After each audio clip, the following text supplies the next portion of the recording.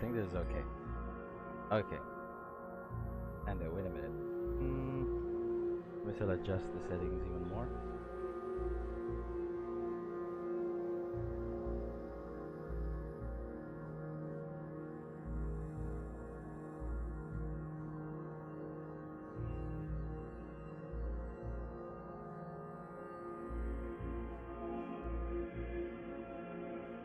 Hello, mic check. Okay, yeah, I think this is okay. Great. Hello, hello, hello. Okay. All right. Okay, now the stream's set up.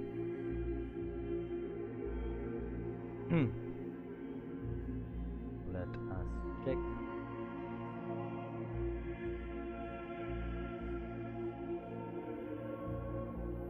Hello, mic check. Okay, yeah, I think this is okay.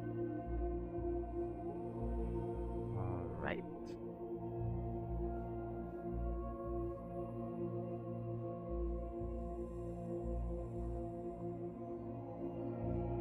Everything seems to be okay.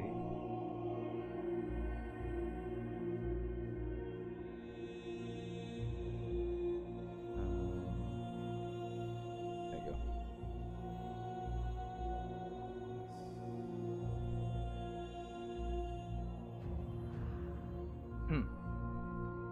Right.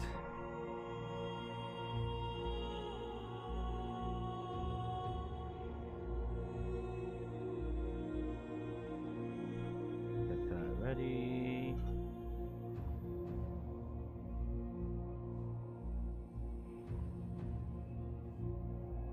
Okay.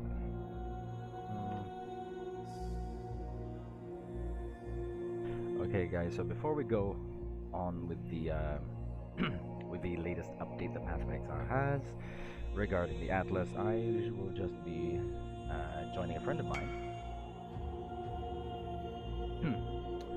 We will be going on an Uber Elder run. Hopefully that'll give me that'll grant me the Deadly Encounters achievement, and hopefully we get to complete it.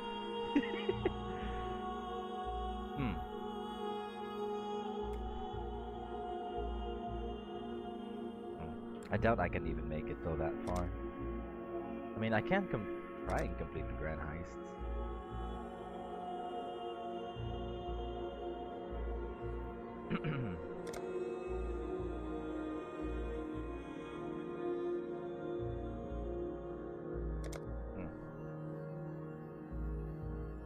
Yeah, that is some pretty, well, not some pretty interesting, it's very, very interesting news about what's going on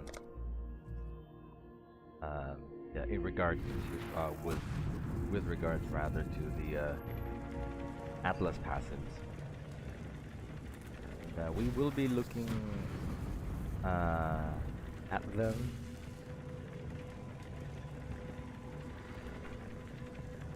in a bit. I am already readying them up, making sure that they will be visible later on.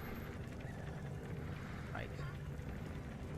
Now we'll have a look at them shortly after this Uber Elder run. Ooh. Holy hell. How many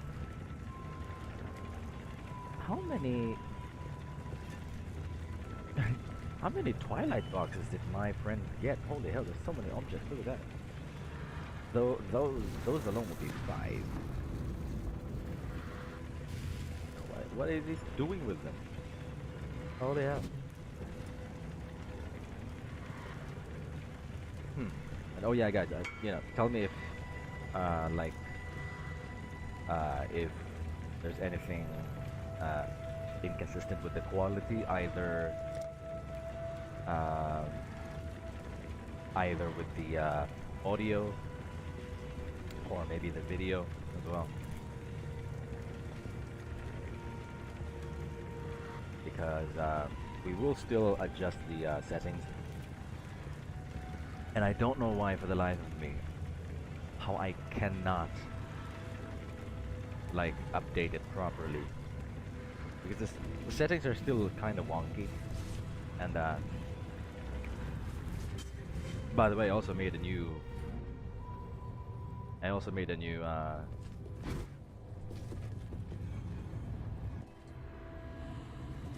Oh, one more shaper. Father, no! Oh no, there's the Uber Elder. Okay. Putrefy, rot, spoil, and fester. Exile, do something!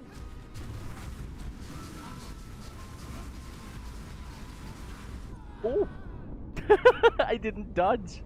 Lol.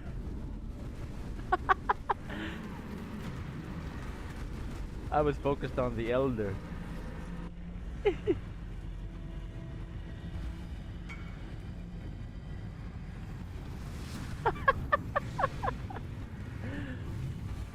I was too focused on the Elder. Ah, holy hell.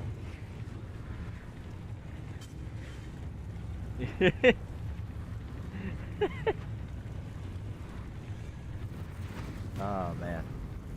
Okay, let's head back.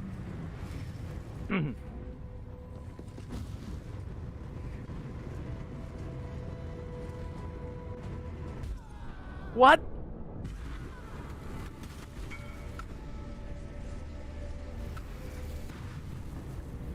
What? What? The hell was that?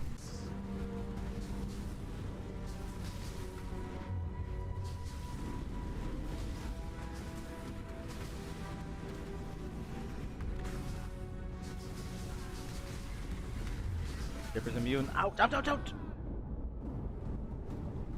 It has so much cast speed. What the hell?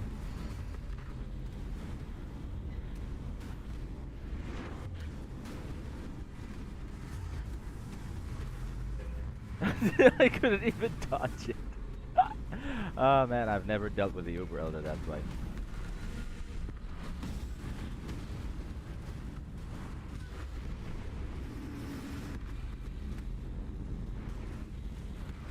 I'll see if he can do it.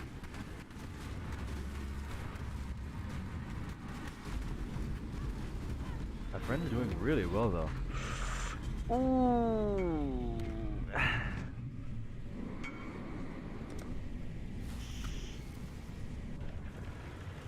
What's up, Chris? I'm doing great.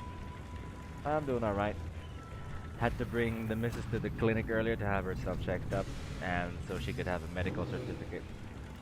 Because, yeah, she's feeling a little sick. Nothing too serious, of course. But yeah.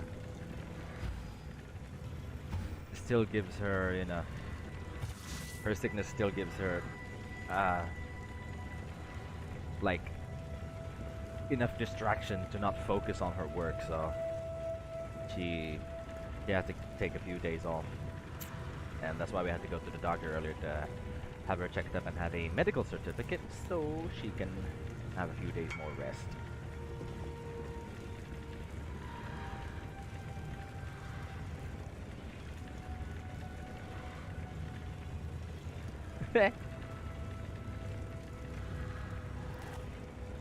And I got some kinks worked out, and I also have beautiful new donation. Look at that. Hey. This is a test donation for $98. Oh. I'm not sure if you heard. Were you able to hear the donation sound?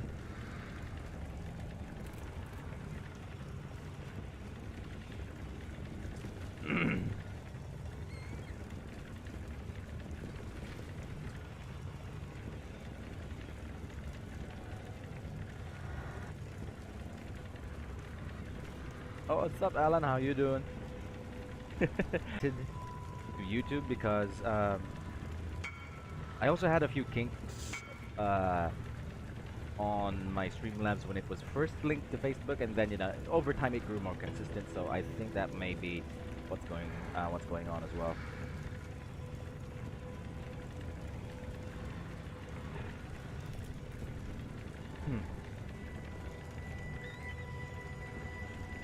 Okay, so I shall head back to our hideout.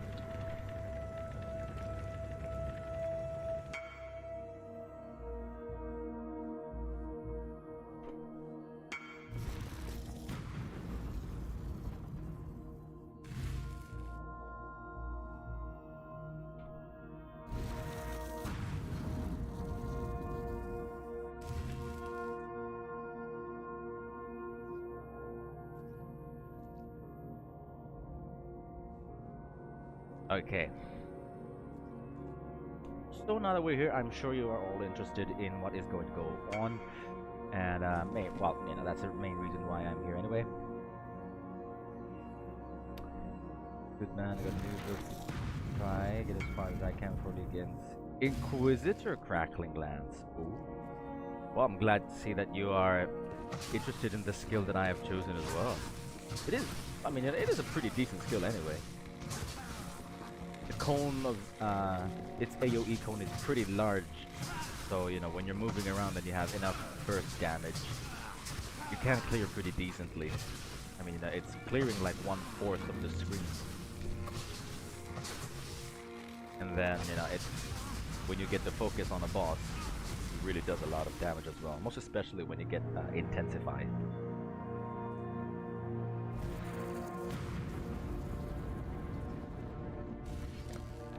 So yeah, now you guys are here, let us talk about what's gonna go on with the Atlas passives. So if you guys can remember, it was stated though that the Atlas is going to be changed, heavily reworked, and let's go to the website to show you guys what they've done.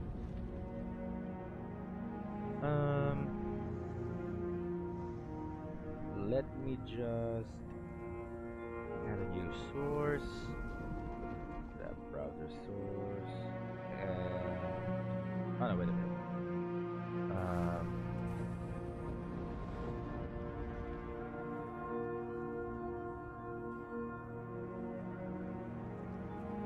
Yeah, I guess window capture.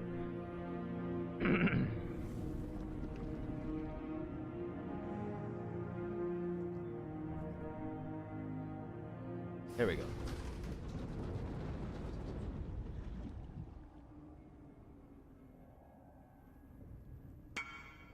All right.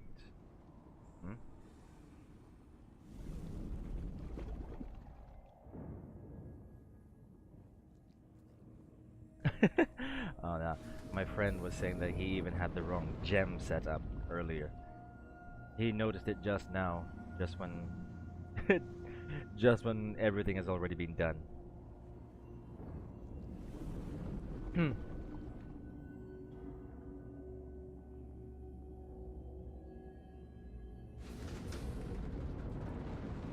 Okay, there we go. Yeah, I think that looks pretty much all right. So, thinking on 2 different builds. The first one I think might be a lot of fun. Elemental Reeve, or a Shadow, or a Ranger. Maybe, that may be okay. Although I'm thinking that if you're going to go Elemental Reeve, you could benefit more from a Shadow because it is closer to the Witch's passives. So, you know, you're easily going to get more elemental damage from the Witch.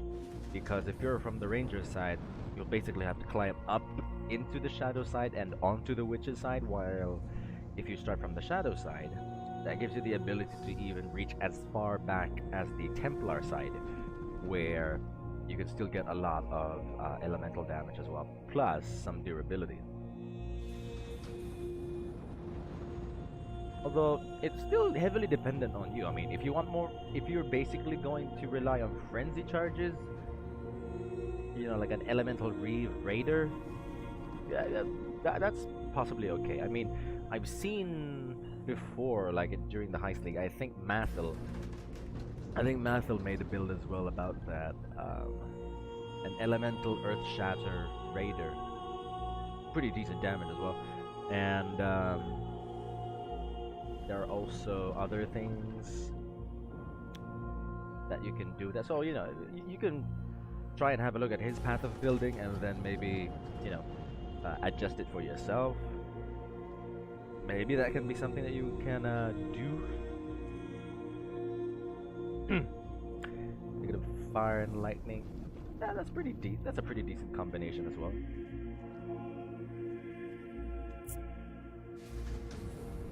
So, without further ado, here we are. This is the most recent update that they have posted on their website. And it says here that the Echoes of the Atlas expansion introduces passive skill trees for each Atlas region. Unlock them by fighting bosses in the Proving Ground in order to augment the content you encounter and rewards you achieve while exploring your Atlas. In this news post, we've gathered Atlas passive trees for your reference. So, basically, all of the passives for all of the regions are here. And these are all of them, and we'll be going through each and every one, and you know, well, I'll basically enumerate them for you, and you know, try to like give examples based on how I would play it. This would be good. I mean, lightning and chaos is okay. I mean, you even have you have anomalous cracking. You have anomalous crackling lance, which has a percentage of lightning damage being converted into chaos. So that can be a thing. Maybe you can use a crackling lance occultist to do that, and maybe use void manipulation to have more elemental damage reduced and then have increased chaos damage. But I mean, I'm not sure. Again, you know, it's going to be up to you. So. Anyway, going back to the tree, this is the current passive tree for Haewark Hamlet, which is of course actually my personal favorite because you have the burial chambers there, you have cemetery there. Although you know I don't farm it for I don't farm it that much for the Brother's Stash because you know. Never tried, and we've been lucky enough to you know have 3 this heist, this league rather, by having 2 dropped in a heist and you know 1 being dropped from a blight encounter, which is even more crazy. So from what we can see here during the get-go, the developers did say that per Atlas region you will be having 10 passives for you to play around with. And given that, from what I can see here, you have 3 major, like, almost like these are the ascendancy nodes, so to speak. And you can see here there's also one on the other side. And there are 2 minor ones. So it's basically giving you 2 options, or yeah, basically 2 options on how to, or you know, like on for you to customize or to augment what they said to augment your mapping experience. So I'm not sure actually how this is going to fare. I mean, you know, maybe during the fights where you're going to get your passives for the Atlas tree, it may start a little easier off. So, so I'm not sure though. Hopefully they will be easy enough. But I think with some of the passives that they have here on the tree, some of them look actually to be pretty OP. So I guess they may make the last two fights or the last two challenges for you to have the passives on your Atlas tree way more difficult. Because I think the last one is going to have 10 bosses, right? And you can only get those 10 bosses from tier 16 maps. So imagine you are battling 10 tier 16 map bosses. And it would have been actually, for me, I actually think it would have been a little bit easier if there were minions. Because of course with minions you can regain your flask charges, you can burst them down with your flasks, and basically gain buffs. And then if you have gained enough, or if you have done enough DPS to that, to one of the bosses, then of course you will have a good amount of your flasks regenerated. And then you can do the same to the other boss, and then just basically just picking them off one by one. Or I'm not sure though, maybe we can include bosses that that summon minions. I think that would be the most effective way. Yeah, but well, I guess we'll have to talk about that in our next well, maybe we might even have to talk about it once we are in the league itself. I mean, you know how Path of Exile does these things anyway. You don't have like a period where if you're going to be battling Thyrus, for example, you don't gain flask charges after a certain amount of time anyway. Which I think would have been nice, I mean, or maybe at least, through his phases, but anyway. Enough of me rambling, I'm sure you guys are curious. So, from the get-go you can see here that the two major passive areas are, or the two major passive clusters that I would call them, which are worth 6 points, one on either side, are both for the Harvest, and the other side is for the Syndicates. And the miners, well, not the miners, the minor passives here, which I would call them, or the minor clusters, which are worth 4 points, are for essences and beyond. Ooh, I actually didn't know there would be beyond in other ones. So I guess this means that there may be other map regions where like beyond would be like a major cluster, because as we can see here in the Haewark Hamlet, the beyond only is a minor cluster because it only has 4 passives related to it. Very curious.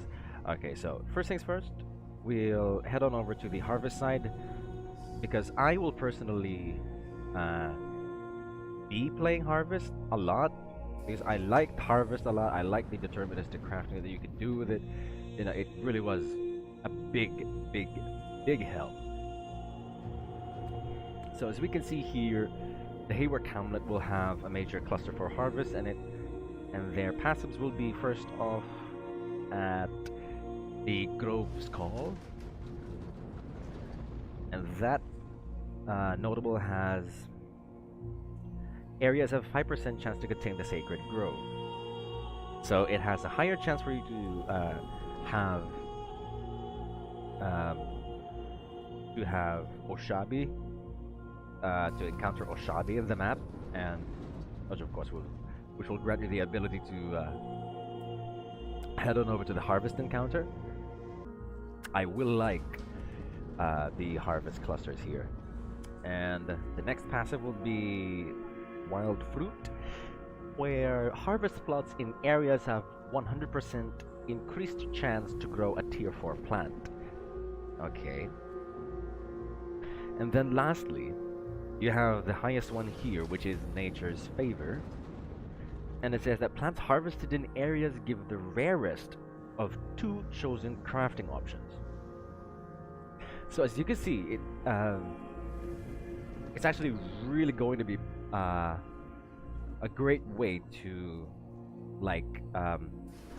both have more frequent Harvest encounters, plus it will make those encounters even more worth it, because not only will you have 100% increased chance to grow a tier 4 plant, which is of course basically going to give you a lot of life force to craft, and besides that, you'll most likely as well have very nice crafting options on whatever you pick. And then you also have Nature's Favor, which will give the plants harvested in areas to have the rarest of 2 chosen crafting options. And that's going to be amazing. So that means, you know, if you cannot craft it yourself, the Horticrafting station will come back. Anyway, you can take that crafting option, save it for later, and you can either sell it or use it in a later time. So this is going to be a definite priority for me because, you know, I love Harvest. I scaled really quickly in Harvest. I only played a month in Harvest. That was the first time we actually started streaming anyway during Harvest League, and we still got up to 95 quickly, even, you know, just using a Dominating Blow Guardian. Basically, we were just having a lot of fun as well, you know, managing the garden. Well, you know, managing the garden was a little bit of a pain, to be frank, but it was still fun though, because in the end, you know, you could craft some insane things on your items, and of course the Exalt and Annulment, the add and remove modifiers, I will most likely do my best to abuse them this league and make amazing tier 1 items that we can sell for profit. Maybe we can make some mirror tier 1s as well, you know?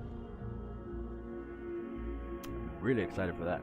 So, anyway, next we are heading over to the other major cluster, which will be for the Syndicate, which is for June. So the first notable that I'm seeing, which you can get, is Focused Investigation, which means that June missions in areas grant 100% increased favor, and the areas have 10% chance to grant an additional June mission on completion.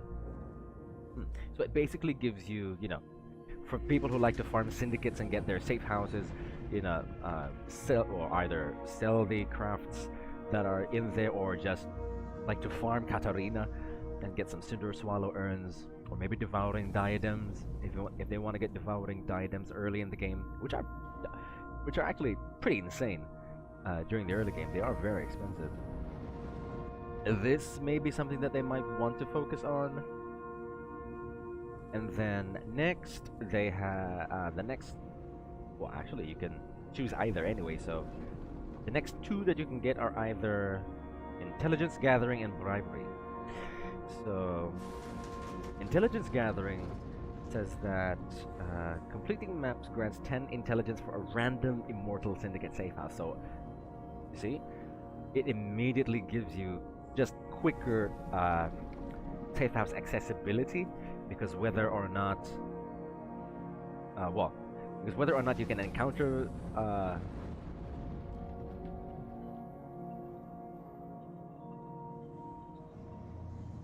Terminó la Liga? I'm sorry, is that Spanish? Does that mean the league's ending? Intervention mission, and you failed that. Of course you'll be gaining the less favor or less information. As long as you complete the map, you will still get 20 intelligence on on 2 of the safe houses, and 30 intelligence on the other 2 safe houses. That is pretty powerful as well. Not including, of course, the missions that you actually get to the end bosses, or like we actually get to complete these encounters, and you gain more intelligence than usual, especially, you know, like when you increase their rank and then you finally interrogate them.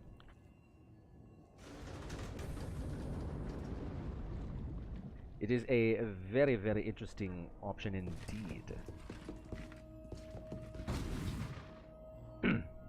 And yeah, so next will be Bribery, as you can see over here.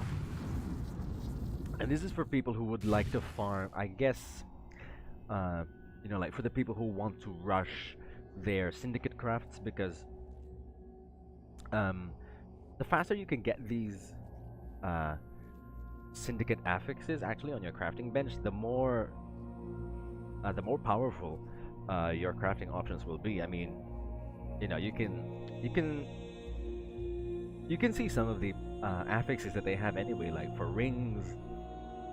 I think Leo has a craft that has 17 to 20% increased damage. So that means damage overall. It doesn't matter what type of damage it is. Physical, lightning, chaos. As long as it's going to be damage, as long as it's dealing damage, it will have 17 to 20% increased damage. And that is a pretty powerful craft as well. So this is definitely going to be something for for people who want to do that. And I actually might try and do that as well. Like, I may complete the harvest cluster and then go for the syndicate cluster as well. I mean, I don't need to get the intelligence gathering anyway. I'm not too keen on completing the safe houses, but I am very, very interested in getting the crafts, because that is how we make our money anyway in our leagues. Or at least that's how I make it. We profit craft. So that is going to be something of interest as well. Because, like I said, the Immortal Syndicate members in areas are 200% more likely to bargain for items. And Immortal Syndicate members in areas drop 2 additional items when bargained with for items. So, it literally is giving you better, more chances of getting more items and to complete those syndicate crafts and have them applied to your crafting bench as soon as possible. Now, next, for the minor clusters in Haewark, there is one for essences and one for beyond. Now, as we can see here, the first cluster will be for the essences, and it says the name of it is Controlled Corruption. And what it does is that corrupting imprisoned monsters in areas cannot release them, and areas will contain an additional essence. So what this means is that when you use a remnant of corruption, or at least this is how I think it'll behave, because it hasn't been stated, but I mean, the only item that you can use to corrupt a monster anyway is a remnant of corruption. And what happens with a remnant of corruption is that sometimes when you use it on an essence monster, instead of applying anything, it just immediately releases the monster. So it's literally the worst. I mean, for me at least, it's the worst instance of what happens when you corrupt a monster with a remnant. And also, areas will have an additional essence, which may be good. Like, imagine if you're trying to craft something which will require essence crafting, like a bleed bow, for example. A bleed bow usually gets crafted from essence crafting, if I'm not mistaken, from the bleeding damage, and I think for the bow gems, either of which. So that's also one thing that may be of it. They're one tier behind from the highest, which is the deafening essences. I mean, you wouldn't want to get the muttering essences or the wailing essences. Maybe the wailing would be okay, but they're pretty rare to get. So with the amplified passive, well, that definitely means that you can get higher tier essences quicker. And of course, if you want to essence craft for yourself, that is going to be good, because like, for example, you can essence craft your boots to get some moving speed. So maybe you can do that during the league. Like, if you still haven't found a good pair of boots yet, you can try and essence spam your pair of boots. Maybe you can get a good pair of high eye level boots, and then just essence craft them. What's up, boss? My Spanish audience gonna boss. Yeah, what's up, boss Magnus? Yeah, I know, but I'm not sure if he's still here though. but yeah, anyway, good thing you're here, Boss Magnus, because we're talking about uh, we are talking about the Atlas passives, and yeah, basically just sharing information, seeing what is going to be profitable, because of course, since we are Hargan's nephew, we have to make profit. We have just finished discussing the essences, and we have already been through the harvest and the syndicates. So basically, Boss Magnus, the harvest cluster here and the syndicate cluster, shocking 1000% damage. Yeah, I know. But yeah, for Haewark Hamlet, the how do I set this up again? For Haewark Hamlet, the two major passive clusters are for Harvest and for Syndicate. Good with T16 maps? Maybe. Well, yeah, actually, because Einhar already scales higher. Einhar's damage already scales higher while he's in higher maps, so definitely if he has 1000% increased damage, you know what I do actually sometimes? I even summon Einhar just so he stays with me and I don't complete the quest. I go straight to the boss and have him with me so he can deal DPS to the boss, because he will do damage to the boss as well. So that's what you can do as well. That's one thing I do if I'm still weak in DPS.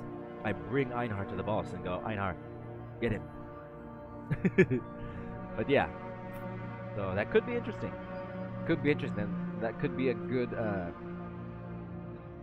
jump start. Easy party, hell yeah. So yeah, basically the harvest cluster for Haewark Hamlet grants you the ability to have more chances of encountering the Sacred Grove. Plus, you will get better plants, which will give you more life force, and then you also have, well, plants in harvested area give the rarest. So it means, I think it actually means that it's the, it's gonna be 100%. Now, once you have that passive, plants harvested in areas give the rarest of 2 chosen crafting options. That means that you will get the highest level of crafting that you can get. So, essentially, you get more chances to encounter Oshabi. You have better plants, which will give you more life force, and you will get the rarest of 2 chosen crafting options. There's no way to summarize that. It's already as condensed as it gets. And most especially since we already have horticrafting back, we can get more. Well, yeah, that is true though.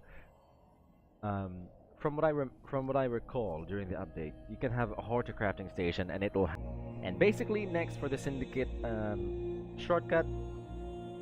All in all, it just gives you more chances to encounter Jun.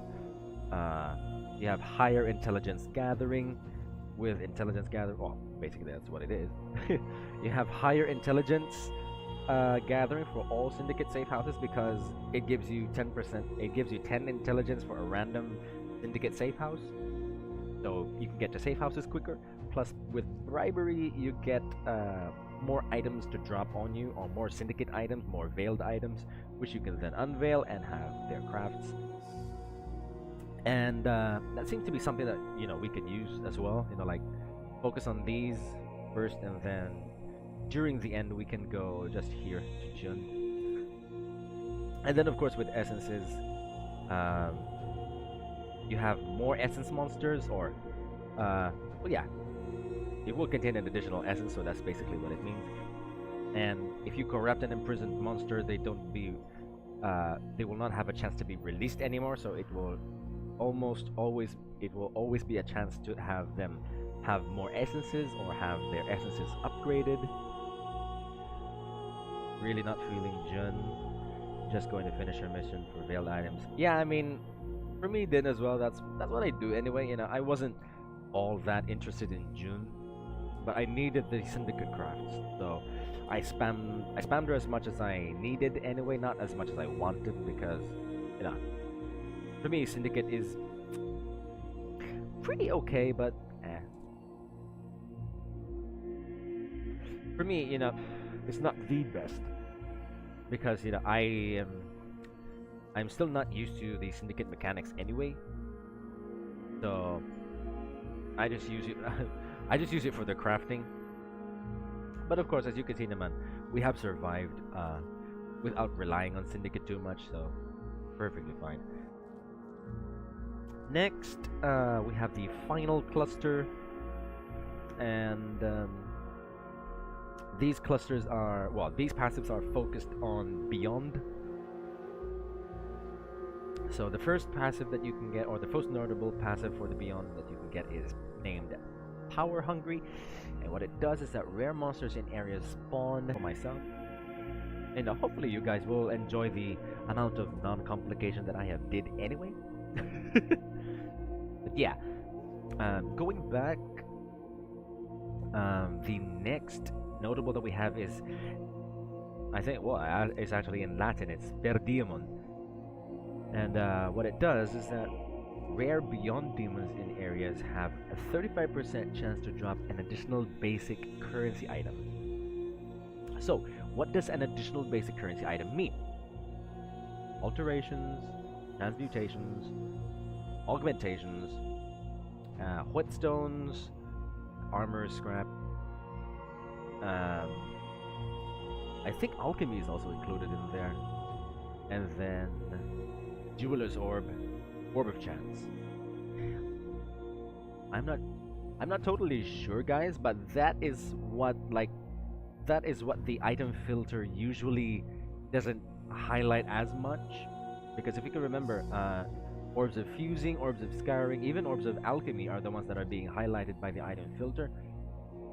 Even for default item filters, those are the ones that are usually highlighted and given sound effects, or at least better sound effects. And of course, the chaos orbs, they are going to be, they are not basic currency items. But yeah, so that just means that you can get, you know, you can get more crafting materials, I guess. But for me, I mean, to be honest, I have not, you know, like, used up the most, or like made the most out of the beyond anyway. So, meh. It's kind of meh for me, you know? Maybe, I guess, if I were to strategize this for myself, I'd definitely focus on harvest. You know, I love harvest, I love crafting, I love everything about it. So definitely harvest will be for me. Maximize everything there, and maybe during the early game I might go focused investigation and bribery, of course, to max out all of those crafts. And then once that's done, maybe just leave focus investigation and go for power hungry, because power hungry will generate more monsters. And of course, you know, if ever the burial chambers will be in Haewark Hamlet, or maybe the spider forest, or maybe tower, it's definitely going to be a point of interest, because that is where we farm the doctor cards, that's where we farm the nurses cards, and you know, it's basically going to be a good place for us to start farming. And of course, power hungry would be a great passive for us, which would mean that we would have to put beyond either on our map or maybe on the map device. Walang Nemesis Atlas Ascendancy, yeah. I have not seen anything that pertains to Nemesis Ascendancies, so I think it may be part of the map device again. It may be a role on the map device, but do not quote me on that, so you know, I'm not sure entirely. So anyway, that is for Haewark Hamlet. Now let's move on to the next, which is in Tirn's End. Now from what I can see right now, The major clusters are for Abyss and for Delirium. And I think you know where we are gonna go now. And this is what I've been talking about most recently. In Heist, the Chaos Orbs, well, the value for Chaos Orbs just spiked up so much because people started farming maps in Delirium like fucking crazy. A lot of people were farming Delirium maps. And I'm not even sure if they were farming simulacrums already, but you know, just putting that Delirium effect on a map was the best thing for them to farm with. And you know, for the first month of Heist, you could literally feel that, you know, that the Chaos Orb, the Exalted Orb's value just plummeted because everyone was using Chaos Orbs, everyone was trading with Chaos Orbs. It was just so. It was actually pretty hard to start, you know, to start out because people were just buying Chaos left and right. And which meant that, you know, there was barely any supply on the market while the Exalted Orbs were were just staying there. So one of my friends actually did that. He stocked up on a lot of Chaos Orbs. He was able to buy some Exalted Orbs. What we can see here, the first notable that you can get is the Underground Kingdom, which means that areas have 1% chance to contain an abyss for 2% increased pack size, and abysses in areas have 100% increased chance to lead to an abyssal depth, which is, you know, very high.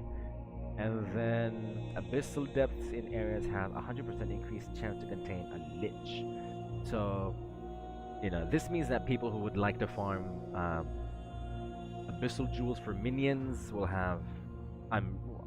You're basically gonna see a lot of golemancers or golementalists immediately getting the Underground Kingdom, and I'm pretty sure that will be farming Tyrn's End to shit because they will be spamming abysses. I'm pretty sure that they will try to get their own minion jewels, you know, and you know, just basically craft them for their own.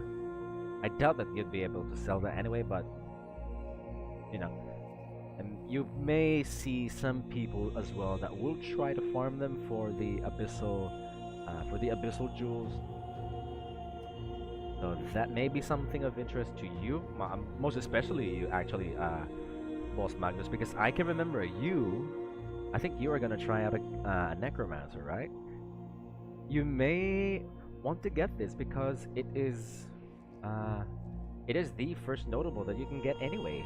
So this gives you a higher chance to have more abysses, or like more abyssal encounters in a map, which will of course give you more chances to get some minion abyssal jewels, and you know, maybe you can get something good for yourself.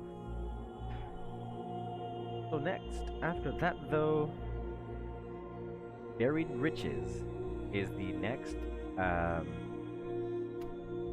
Atlas notable for the Abyss on Turn's End. And the description is that hordes in abyssal depths drop additional basic currency items. So that means, of course, you know, you get again more transmutes, alterations, augmentations, which I think is actually pretty powerful, you know, like during the early game. But I guess it will depend on whether or not you can get those two ascendancy passives immediately. Because imagine if you could get if you can get two, like 4 passives in total, because you have to consider these blank ones.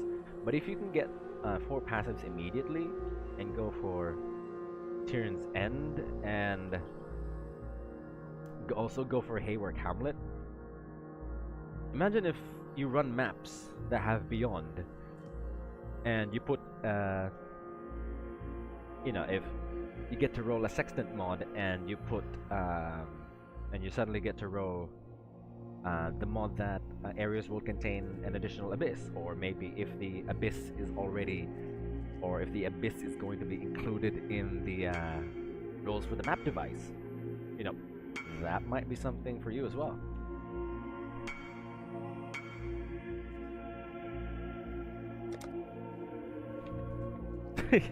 Sorry guys, I just had a spam from one of our friends.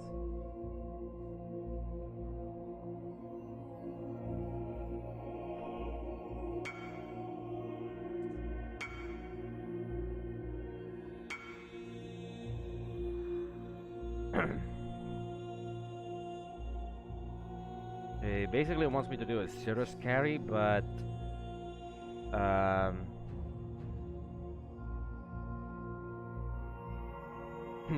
I am informing him that we are going through the Atlas passives.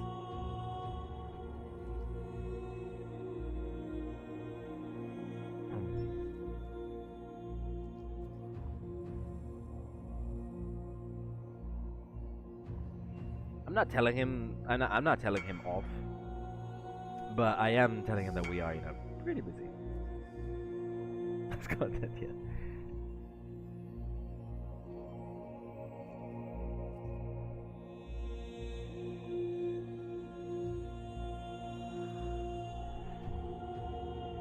So, how about you guys? You want to see me do an A7 carry?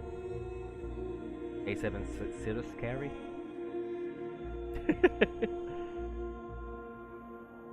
I mean, I am pretty confident that we can do it, though. I mean, we've had a Deathless Awakener 8 anyway, so...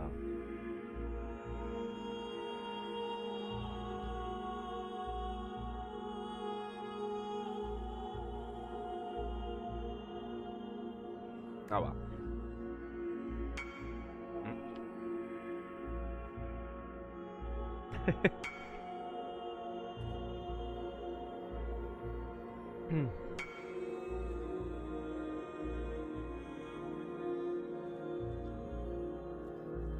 Credit on Cirrus.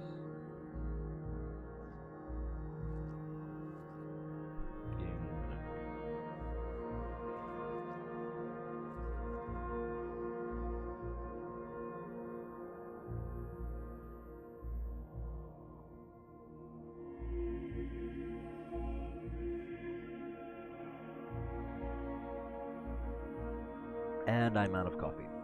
Anyway, like I said, for the early game, this can be something interesting that you can go for. Like, if you want to earn or like farm a lot of crafting materials, you can go for Buried Riches and then Pierre Demon for Beyond, because they also have a chance to drop an additional basic currency item, while Hordes in the Abyssal Depths will drop additional basic currency items as well. So you can encounter the monsters in Beyond, and then if you have an Abyssal Depth, if you're lucky, you'll get even more currency items, for crafting. So that may be something that you will want to go for.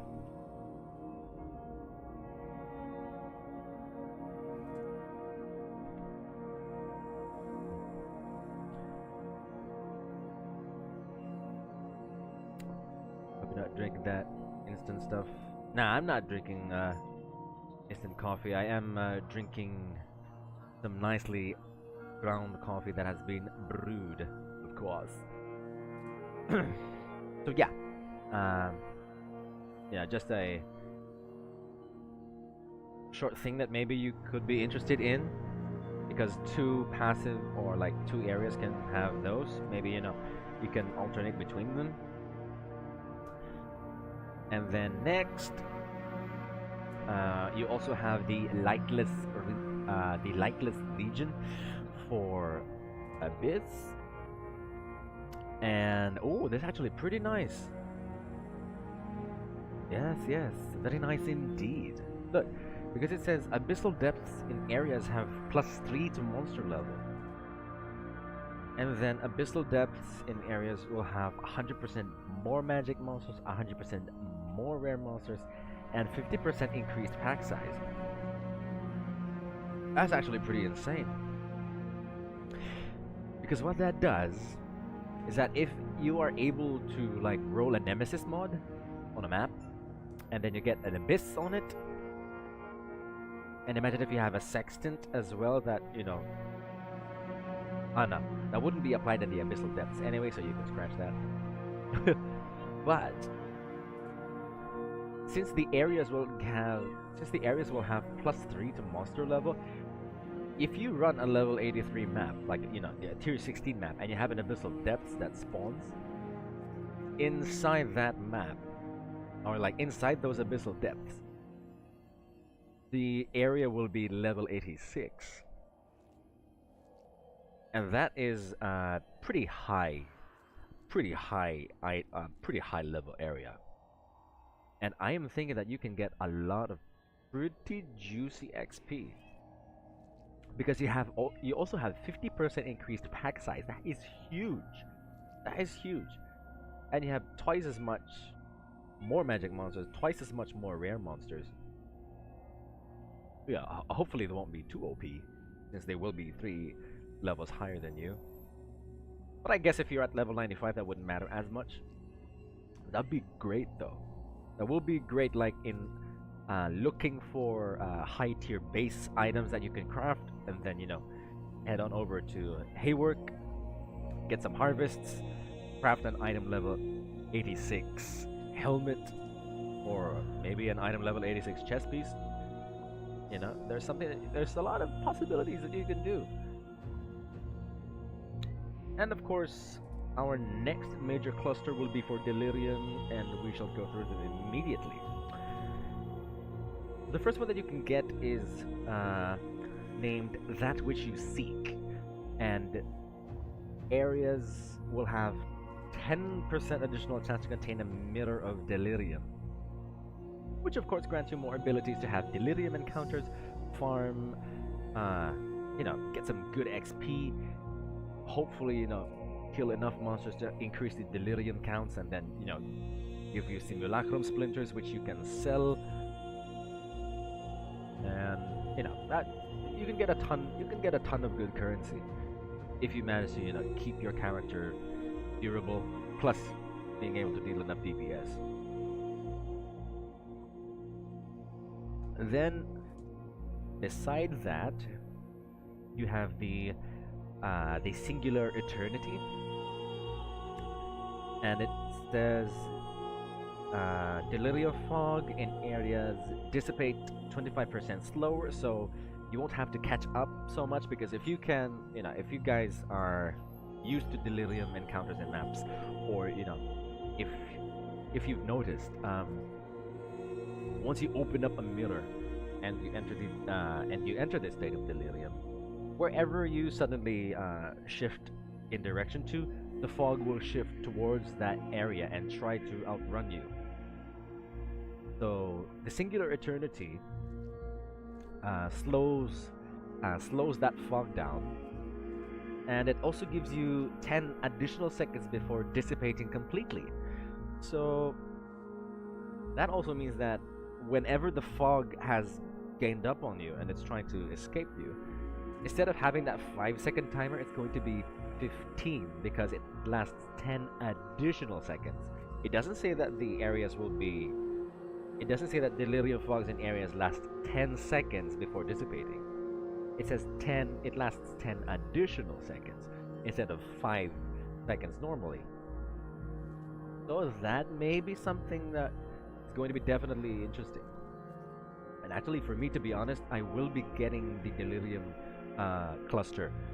Well, I will be getting the Delirium main cluster for Turn's End, because the Spider Forest is here. So being able to immediately have Delirium encounters here, most especially, like, since the Spider Forest can be ran at level 12 or at tier 12. The lowest tier of Spider Forest is at tier 12, and then next is going to be tier 14. So that means, you know, if the Spider Forest is still here, hopefully you can have, you know, better chances to start farming high tier currency. You can prolong the Delirium encounters in the Spider Forest, and, you know, probably get a headhunter as well. If you have a party and a group of friends and you don't have the Delirium orbs yet, you could definitely get this major cluster, or maybe someone from your party can get this major cluster, and then you guys can run that, you know, spam Spider Forest. Ooh, that'd be amazing. I hope they don't move Spider Forest. And then lastly, you have greater forces in the delirium cluster, and it says here that what it does is that delirium in areas increases 50% faster with distance from the mirror. Okay.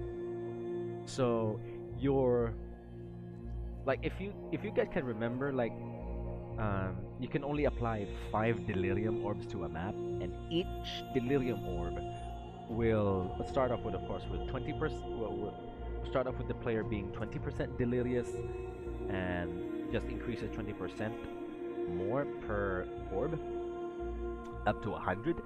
I think this means that with bigger maps, you will be able to increase the amount of delirium effect on you, which will of course give you tougher monsters to go to, but more rewards as well.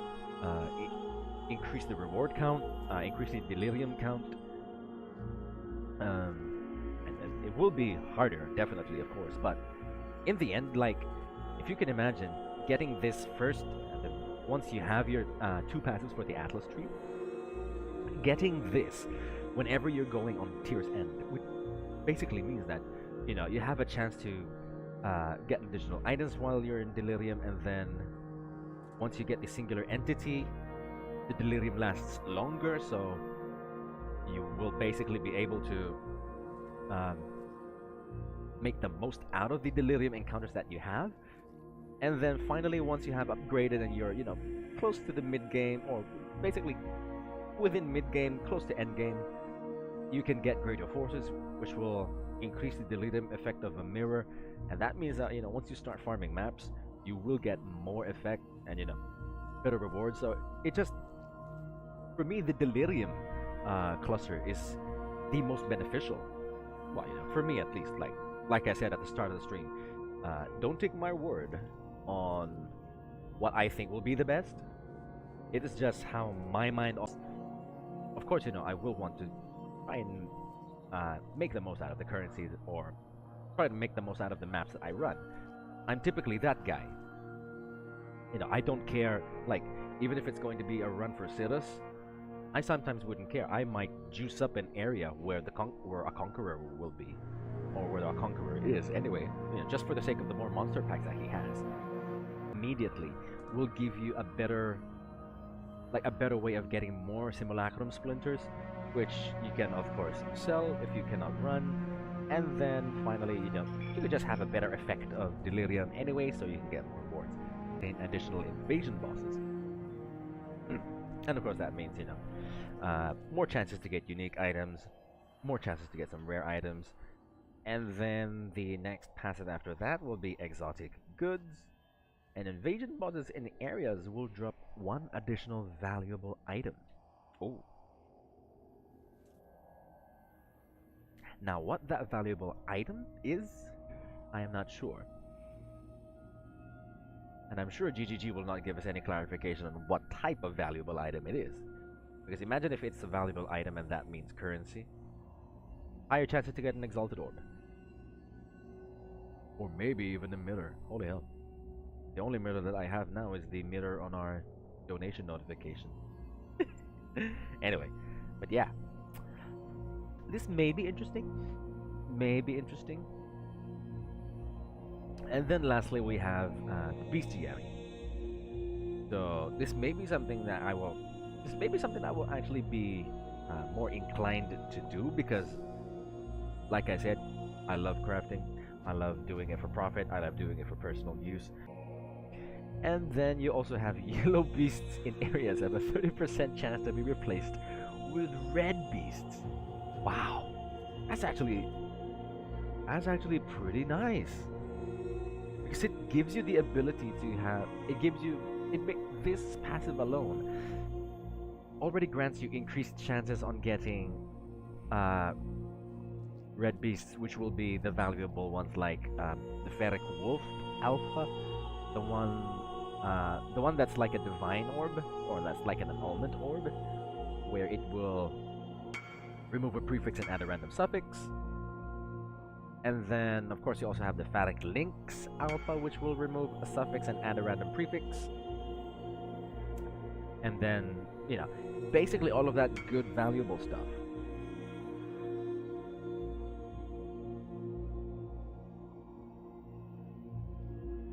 And then lastly, you also have Great Migration, which means that Einharmisches in areas have 5% chance to replace all monsters with beasts.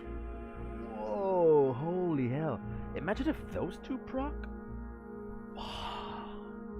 And that also means monster packs. If we could roll a sextant mod, this will be the one that will work. If we could roll a sextant mod for Tyrn's End and have a Nemesis mod on that, and then have the sextant mod on that has the Nemesis monsters have that the Nemesis monsters will drop 3 additional currency items, and then you have Einhar, because remember guys, a rare beast will automatically have a Nemesis mod because it will be because it is rare basically, so it will help you have that spawn. Whoa! And then you also have Einhar missions in areas have a 5% chance to be all beasts. So that gives you just an immense chance on getting some good beasts, which you can sell or use for crafting on yourself. Holy hell! So yeah, for me, in Tyrn's End, definitely it's going to be a definite switch to the Delirium cluster and the Bestiary cluster. We're gonna have a Delirium. We're gonna have a full Delirium cluster and a full Bestiary cluster. That's gonna be juicy. So, for that though, we're just gonna take a short break and head on over to my friend. I'm gonna help him out. I'm gonna help him out because he wants to have a Titus carry. So, what shall we do? Hopefully we can get him. I think we can.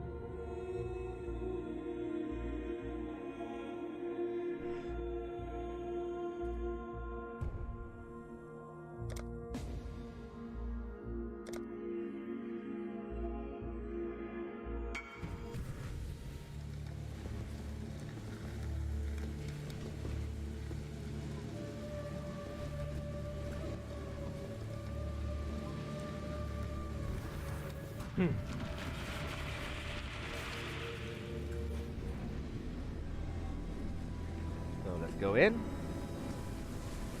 Hopefully we can kill him.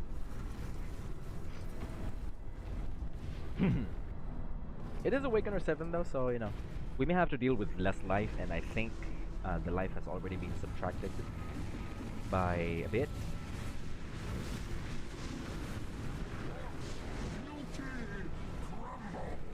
Oh! He suddenly spawned a vortex.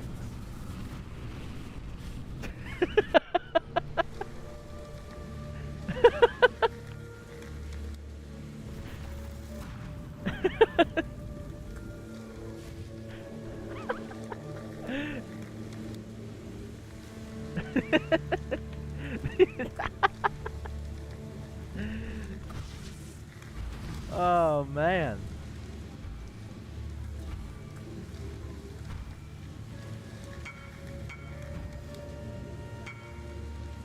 So I see that. Let's see.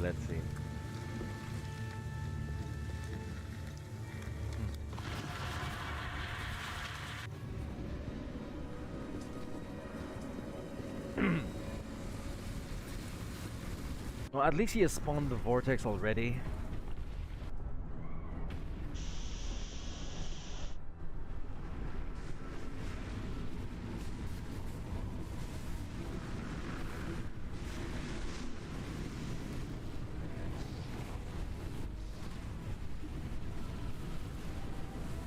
Yeah, that vortex is moving. Ooh. So I guess those 2 vortices will open up. Yeah.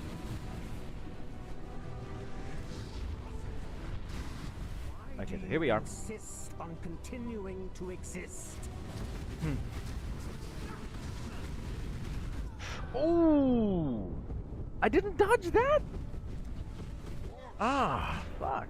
Damn, wasted it. Shit.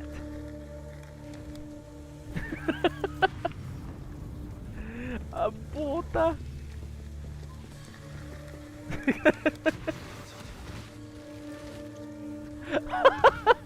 He just can't. Oh fuck! I told you guys, I'm an idiot.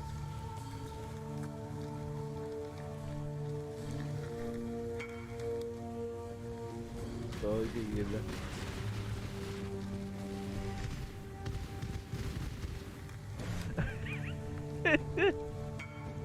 I don't know why. We did the Deathless Awakener Exodus just 2 days ago. Why are we dying?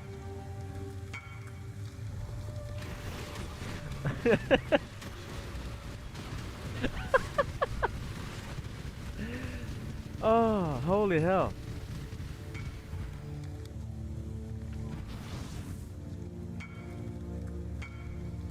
I say no. Oh yeah, I'm sure.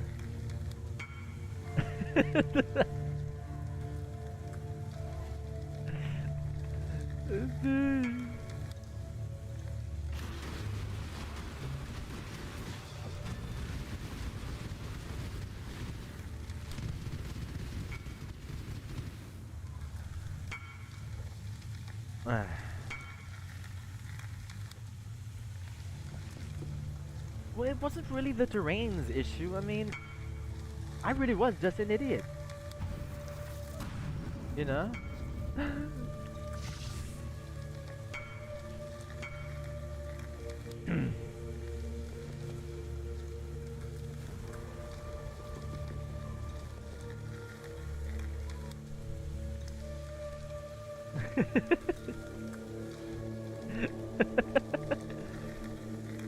I'm never doing a Siddhist. No, Alan, you will do a Siddhist. I even said that to myself before, and then I managed to upgrade. I managed to upgrade myself. I managed to get used to him, how he fights. And then up until the point that 2 days ago we were able to do a Deathless Awakener 8 Siddhist anyway. You see? So it really does need like some time and experience with him, because he really is a different boss compared to your normal Atlas bosses or even your conquerors. He is so different.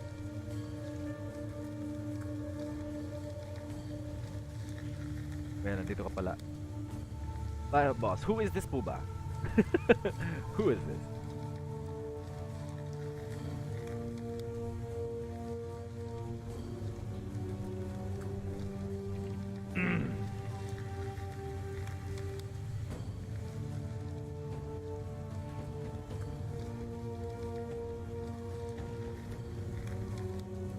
But yeah,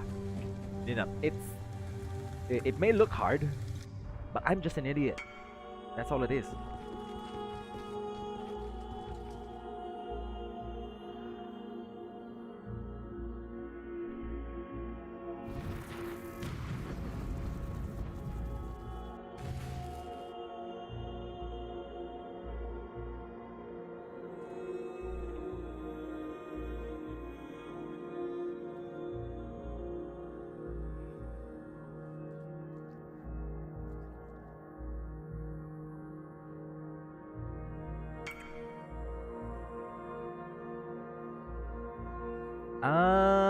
Oh, okay, gets. Sige, Ate Jo, ingat. Okay, so he was the guy that was on the comment section. But yeah, anyway.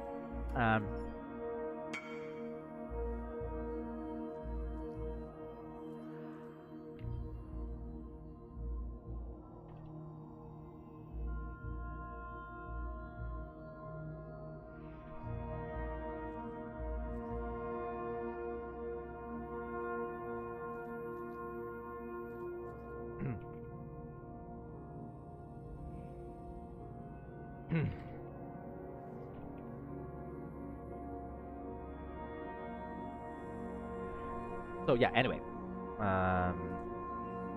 we shall head back and continue our conversation about the Atlas regions. So, like I said, just a short recap to anyone who has just arrived. Haewark Hamlet has major clusters for the Harvest and for the Syndicate, and 2 minor clusters for Essences and for Beyond. And basically, the Harvest clusters have increased chances on having Sacred Groves spawn, which means more Oshabi encounters. And then you have a passive which increases or gives you a chance to have a tier 4 plant, which will of course grant you a lot of life force and good crafts. And of course Nature's Favor, which is very interesting for me, which is why I'm going to go Harvest on Haewark, is that plants harvested in areas give the rarest of 2 chosen crafting options. So that means that you will have those insane tier 1 life mods, like those tier 1 lucky mods, or those add and remove mods which are lucky.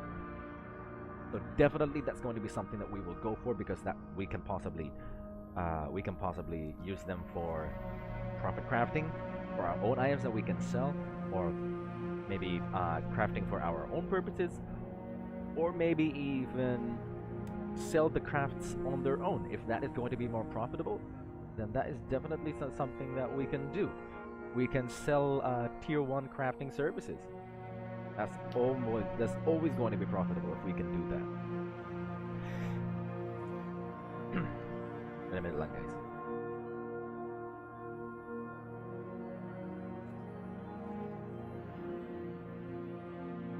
Oh, he's already left. Oh, sad. Yeah. I was actually a bit...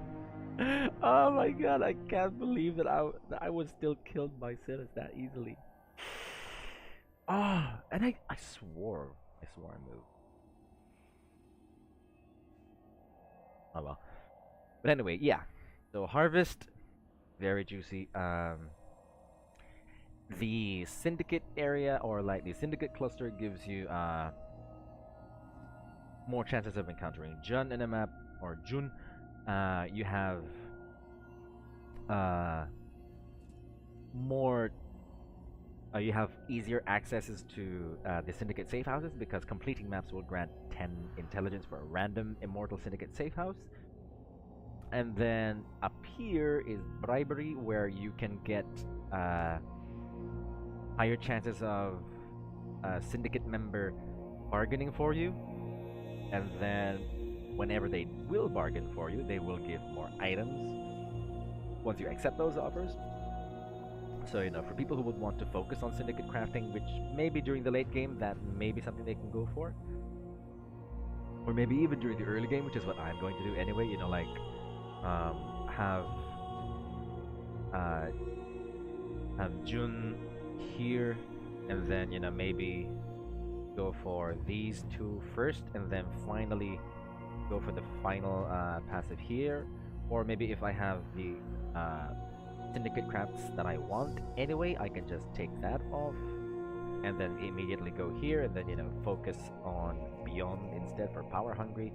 Speaking about Beyond, Power Hungry will give additional portals, additional Beyond portals when you kill monsters.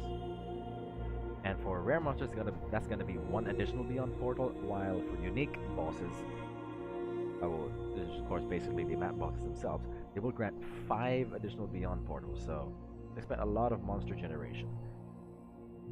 And then you also have the Perdiamon, which will have rare Beyond demons in areas have a 35% chance to drop an additional basic currency item. So what that means, mostly, you will have more whetstones. you can easily have 20% quality items.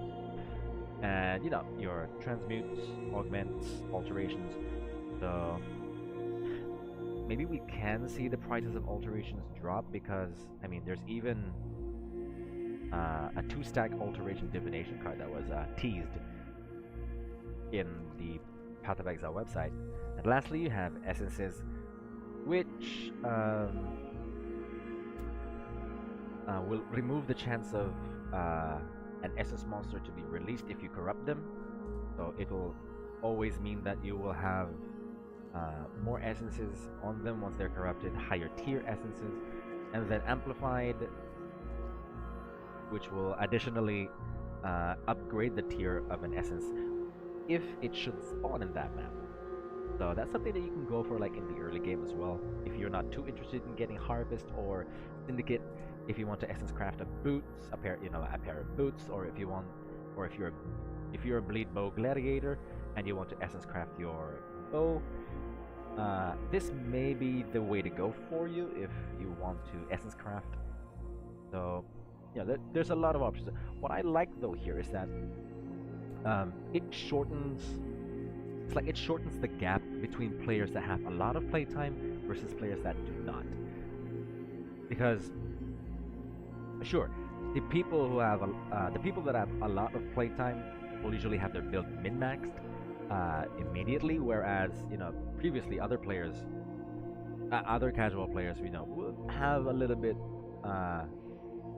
of a low, like a min-maxing curve where they cannot like upgrade their character and min-max it as quickly because of course due to lack of playtime. But this can somehow like increase that curve slope slightly, because you can have more essences done, and basically once people have their builds min-maxed anyway, they'll eventually just end up trading and maxing out their currency instead. So at least once people get more comfortable with their builds, they have more passives.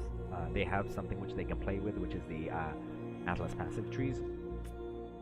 And of course, while they are just min-maxing their stash tabs, their currency stash tabs, other people are min-maxing their builds. So win-win in that part. Next, you have Tirn's End, which has a major cluster for Abyss and a major cluster for Delirium. So like I said earlier, the Abyss will basically grant you better encounters in them, higher, I guess a more rewarding abyssal encounter because you can contain a lich. Gago nag-spam!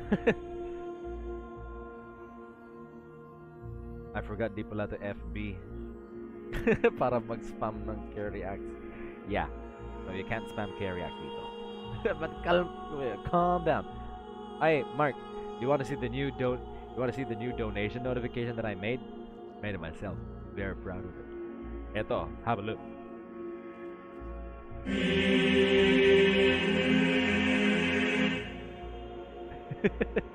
This is a test donation for $1. Oh. Because it doesn't have a value for cents. Yeah, I love that look. Juicy. Wait, Mark, calm down with your spam. You might get alerted by, or YouTube might get alerted by that. But yeah, anyways, to make it quick, you have more rewarding Abyss encounters because there are increased chances to have an abyssal depth, and abyssal depths will have a very high chance to contain a lich. And then buried riches, where the hordes, like the chests in the abyssal depths, will drop additional basic currency items, which is again, more bloody nice. Hell yeah. Anyway, you have buried riches, which will give you additional basic currency items, which means you have more chances on crafting.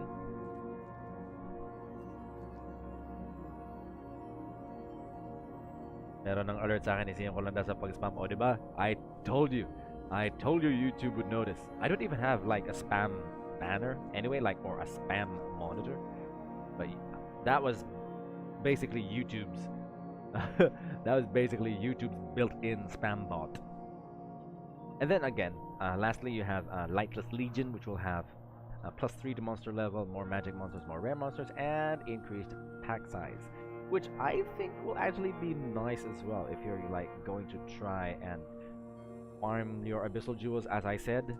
So Mark, this may be something for you. The fuck with the OO? Well, yeah.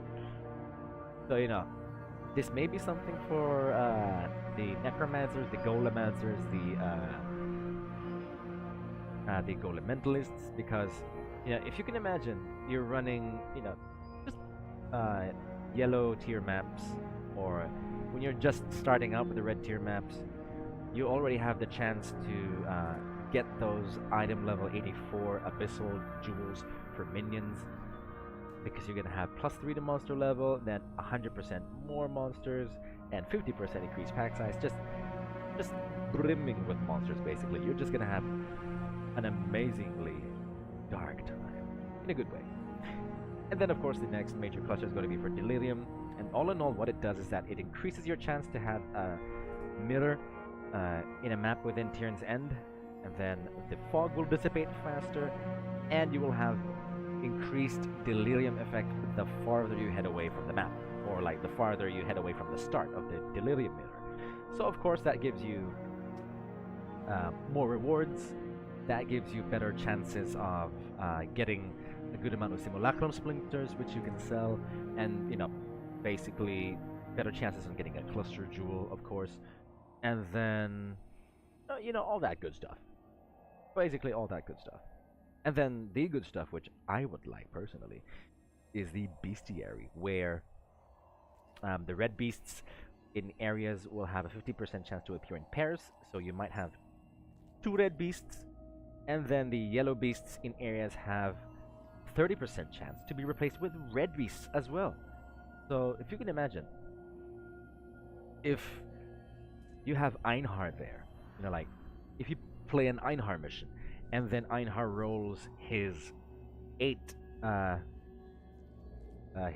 additional beasts roll, and then some of them become red beasts, and then some of those red beasts will show up in pairs.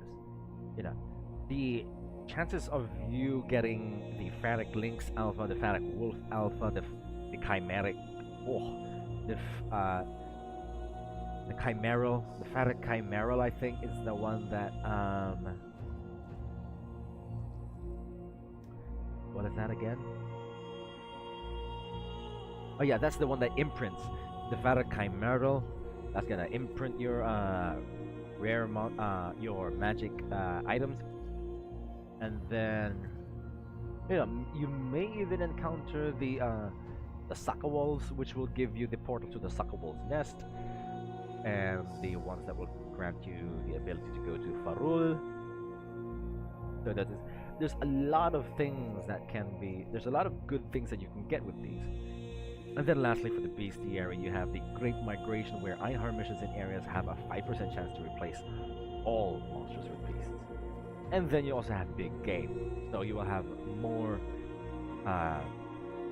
chances of having nice red beasts because they'll be in pairs. Then yellow beasts have a high % chance to be converted into red beasts, so that is very, very beastly. Anyway, moving forward, this is going to be my personal favorite, actually, Lex Proxima as well, because it has Harvest and Breach.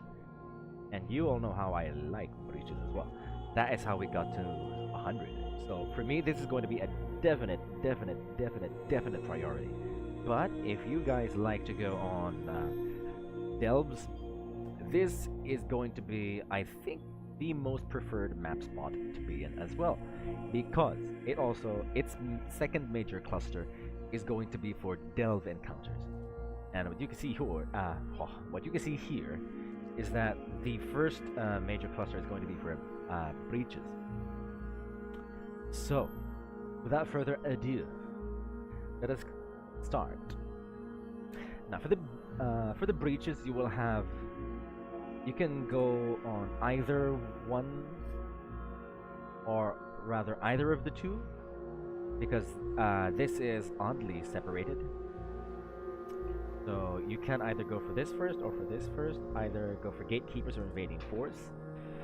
Now, to see what Invading Force does though, it says here that breaches in areas have 30% increased area of effect.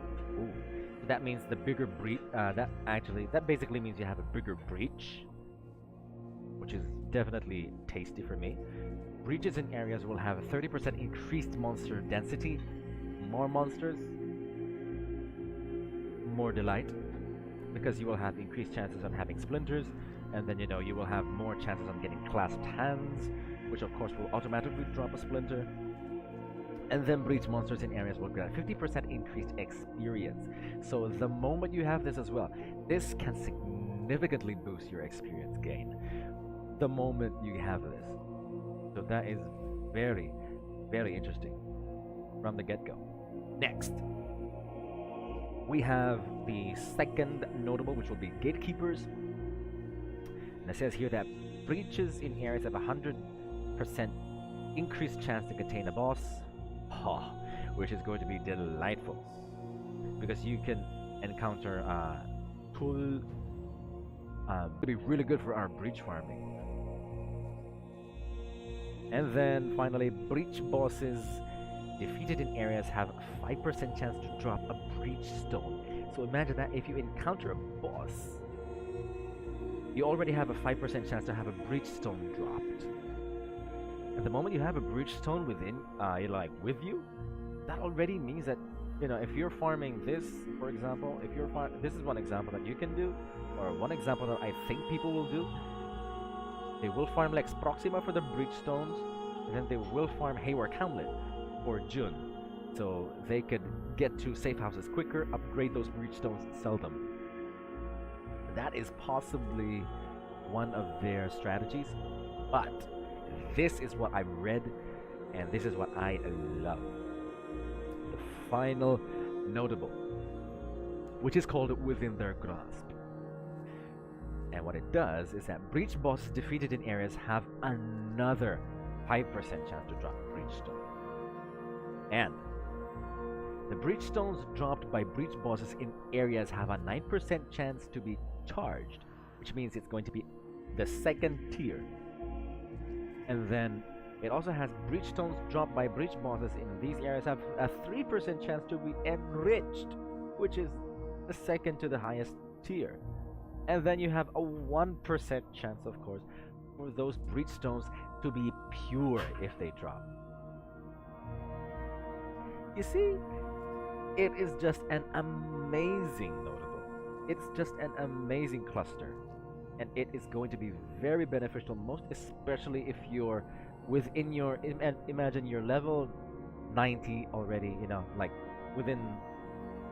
if you were within 90 to 95, you're still you're still farming your Atlas, you're still getting those completion points, you're still getting those watchstones, you're still climbing up to Silas, but you already have the breach stones, or breach stone notables already. If you already have these as your first 4, that already gives you the ability, because if you can remember, you will also have a type of currency that will refund these Atlas passives. So, for example, during the early game, you can go for invading force, so you can have the bigger breaches, and then the increased experience, and then once you have 2 more passive, you can refund that and go straight to Within Their Grasp immediately, and then start getting those breach stones, selling the ones you don't need. But when you get the pure ones, keep them and then run them when you're a little later in level. That is going to be massive. That's going to be massive. I am breach stone drop on you if you encounter a boss, which will be pretty common since it will be a 10% chance total. So you will have a 1 out of 10 chance within a breach to have a boss. And you will have a 1% chance to have a pure. A 1% chance may not sound a lot, but it is a percent. It is 1.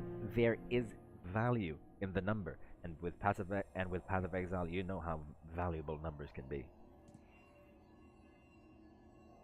But yeah, that is my most my most sought after cluster here in Lex Proxima. That basically just means we can get to level 100 quicker, because in the end, we can just save up on some currency, get the breach stones that we need, and then buy them.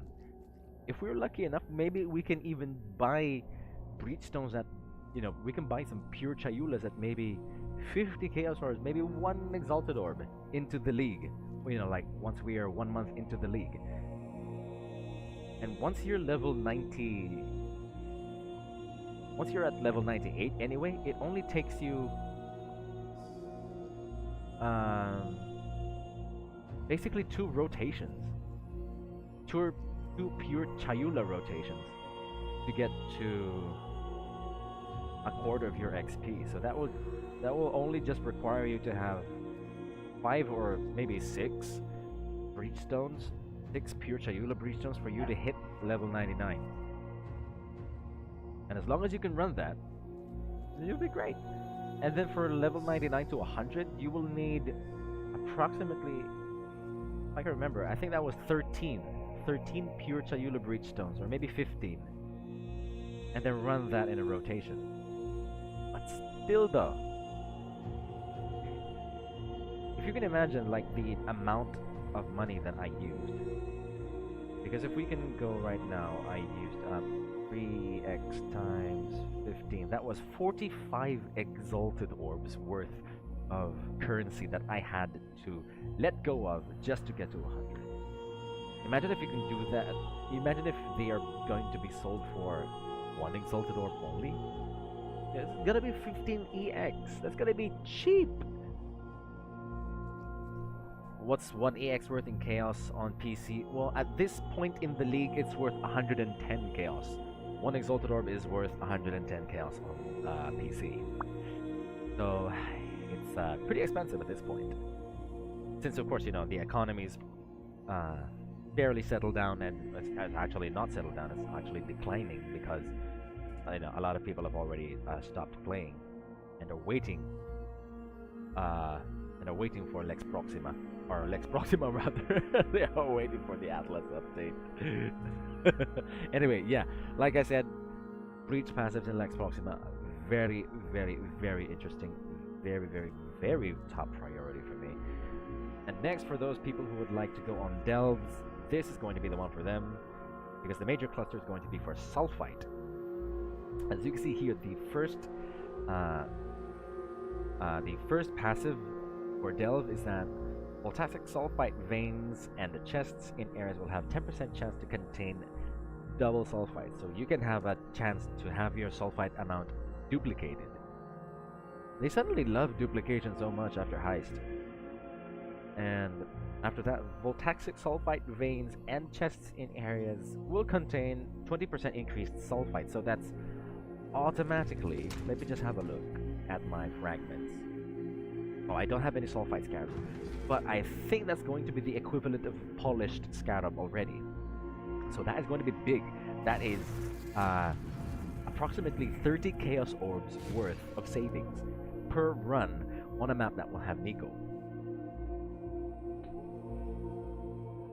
Next, you can go for Sulfite Infusion, and what it does is that, oh my lord, look at that, huge sulfite addition. You have a flat. You also have flat sulfite compared, in addition to the 20% increased sulfite. You can also get a flat additional voltaic sulfite on completion. That's big, big increase. White tier maps will grant 200 additional voltaic sulfite. The yellow tier maps will grant 350 additional voltaic sulfite, while the red maps, 11 to 16, will grant 500 additional voltaic sulfite. That's great. That can be like your final top up, where I have tried it as well. I have dealt several times, and we were at depth 150 anyway. Just enough to get these 6 links. And I have noticed as well that while I was trying to farm some voltaic sulfite, there would be times where I would just need just a couple hundred more before I would be fully satisfied, because the sulfite limit wasn't reached. And then lastly, you have a packed with energy. And what it does is that you have 35% increased damage. Holy shit! Oh, sorry about that. You have 35% increased damage for each voltaxic sulfite vein or chest found in areas. Holy hell! And you have 15% increased moving speed for each voltaxic sulfite vein or chest found in areas. Holy hell! This is a buff for you in general if you're running them. This may be something that you can go for. Because imagine if you have a Nico mission and you're running a red map and you're not sure how much damage you can do. You know, just run a red map, put on a Nico mission, and you know, maybe slap on a breach scarab. And then you will have... Wait a minute, let me just get that right. 35 times 3. Yeah, you have 105% increased damage for each voltaxic sulfite vein or chest found in the area?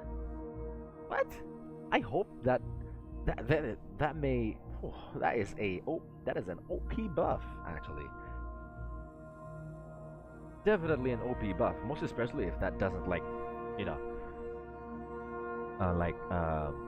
get removed after you complete the mission. If that buff stays, whew, and you get 45% total increased moving speed for each voltaxic sulfite vein or chest. What? That's both scary and juicy. Holy hell. Damn. So, anyway. Now let's go back here. So you can see there is harvest here as well. Oh, wait a minute. This also has the major cluster here as well is for harvest. So you have 3 major clusters here. Ooh, that's gonna be difficult. Oh my lord, that's gonna be difficult. But I guess I will go... Yeah, I will go breach and harvest here instead. Because this... I mean, this, you won't need this during your late game anyway.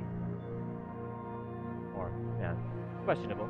But this is definitely more important for me compared to invading force. Within their grasp, gives you the chance to get a pure breach stone. It's going to be definitely going to be more helpful. That is definitely going to be a plus for me. Let me just adjust the camera. Holy shit. Okay, there we go. So yeah.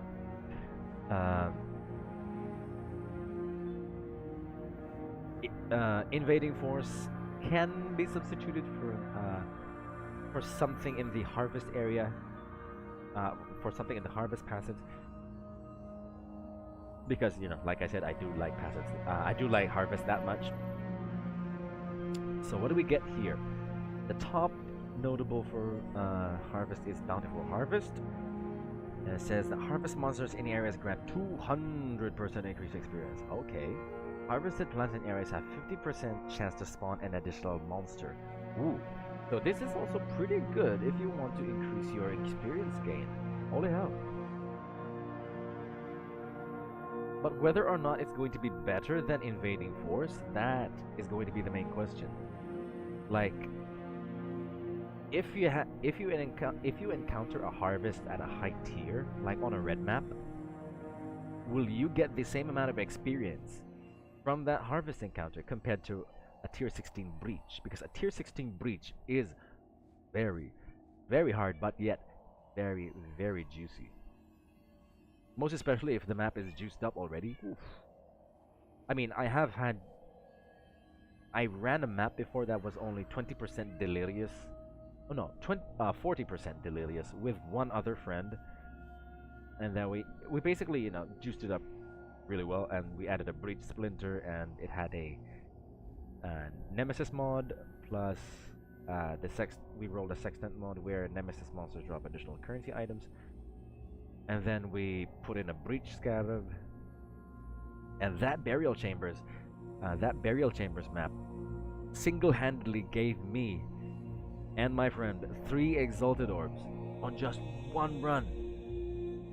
So that is how much difference, you know, and basically all of them came from the breaches that we opened. So that is basically that much of a difference in, you know, the item rarity and quantity that you can get if you can get to juice up your maps right. Give it a few months of watching you, and I can add a PhD in PoE to my CV. Well, you know, I am both honored and humbled by your view towards my knowledge in Path of Exile, good sir. But I can definitely assure you that the information that I'm sharing with you and the things that I am theory crafting with you are definitely just of my own accord. You know, other streamers might have other thoughts, and you know, I will not tell you to not look at them.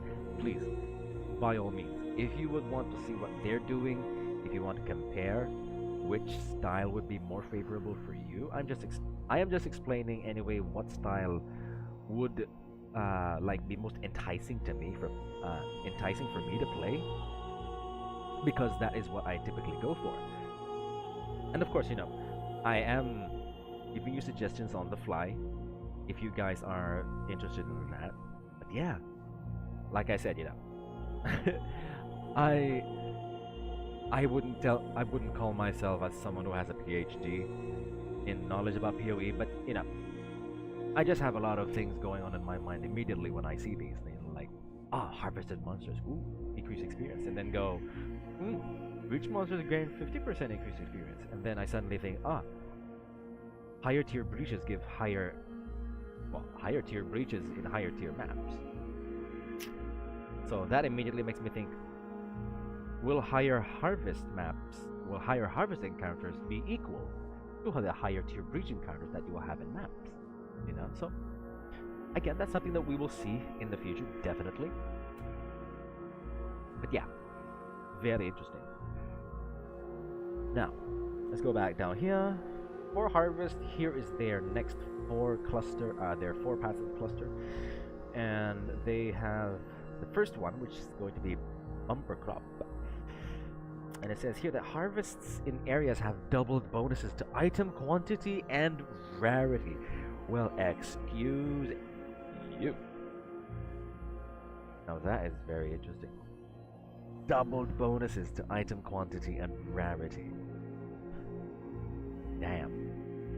If the map bonuses of quantity and rarity will apply to a harvest encounter, that could potentially be insane amounts of overall quantity and rarity.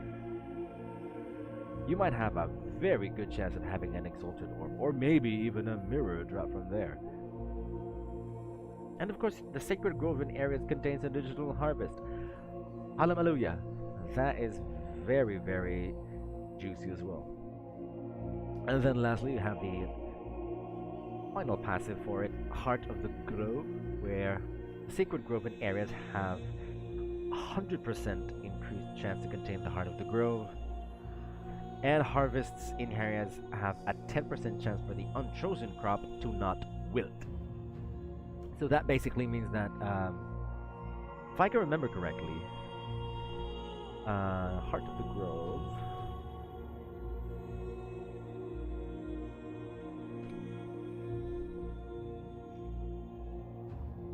It isn't here anymore, but if I can remember correctly, the Heart of the Grove was, I think, one of those unique plants that you could get in the Path of Exile Harvest League. Because there were plants that will, you know, that would have boosted the plant's growth rate, boosted their life force yield.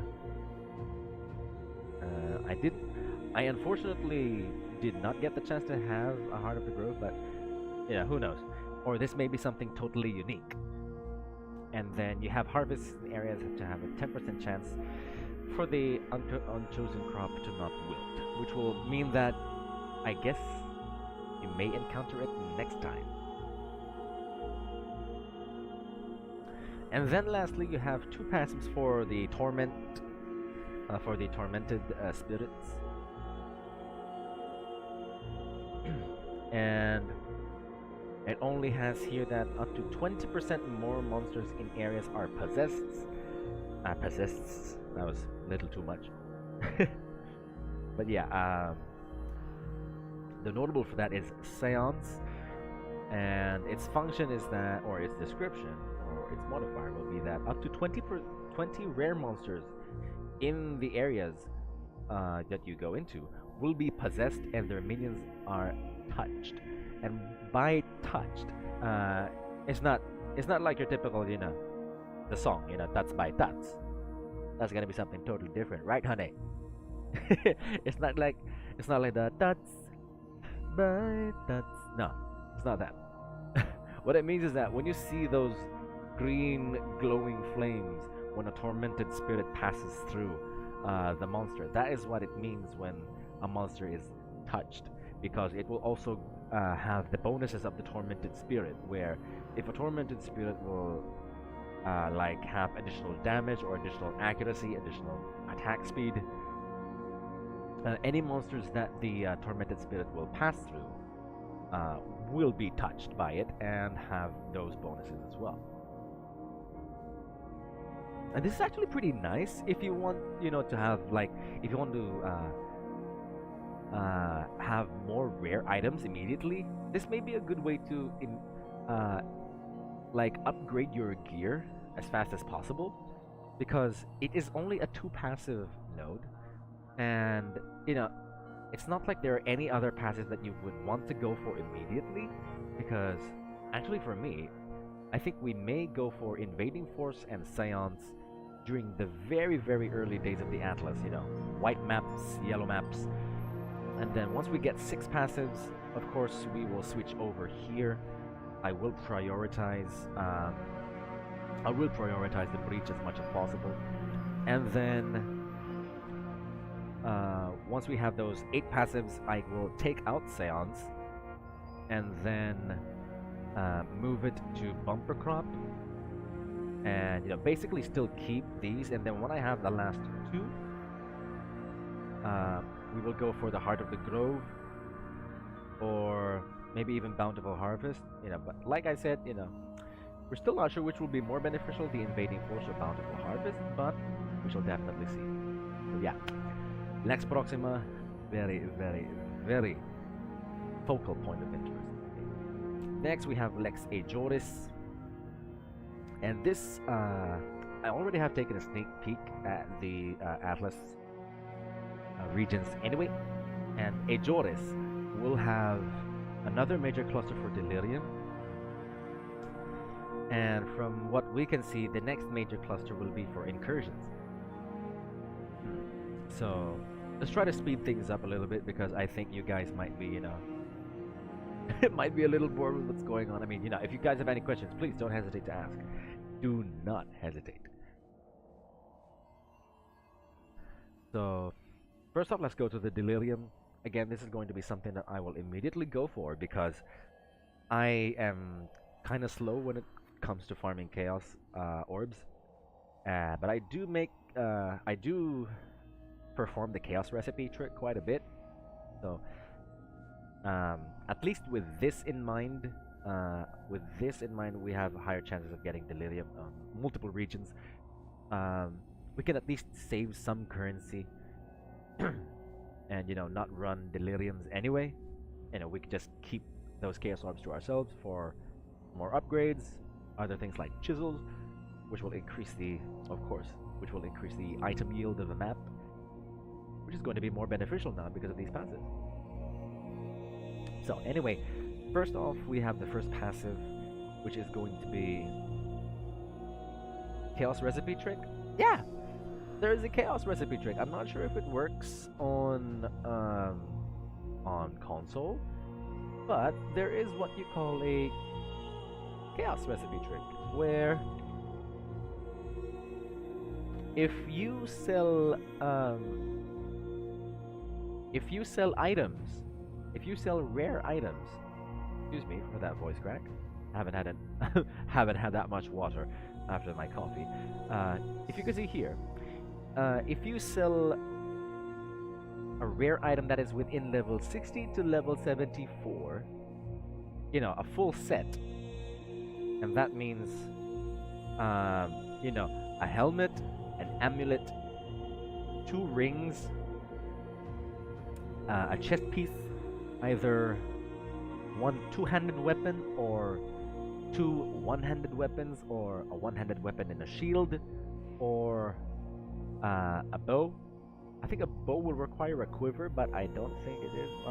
I just usually pick up the two-handed weapons anyway because, you know, simpler to remember. And then a belt, a pair of gloves, and boots.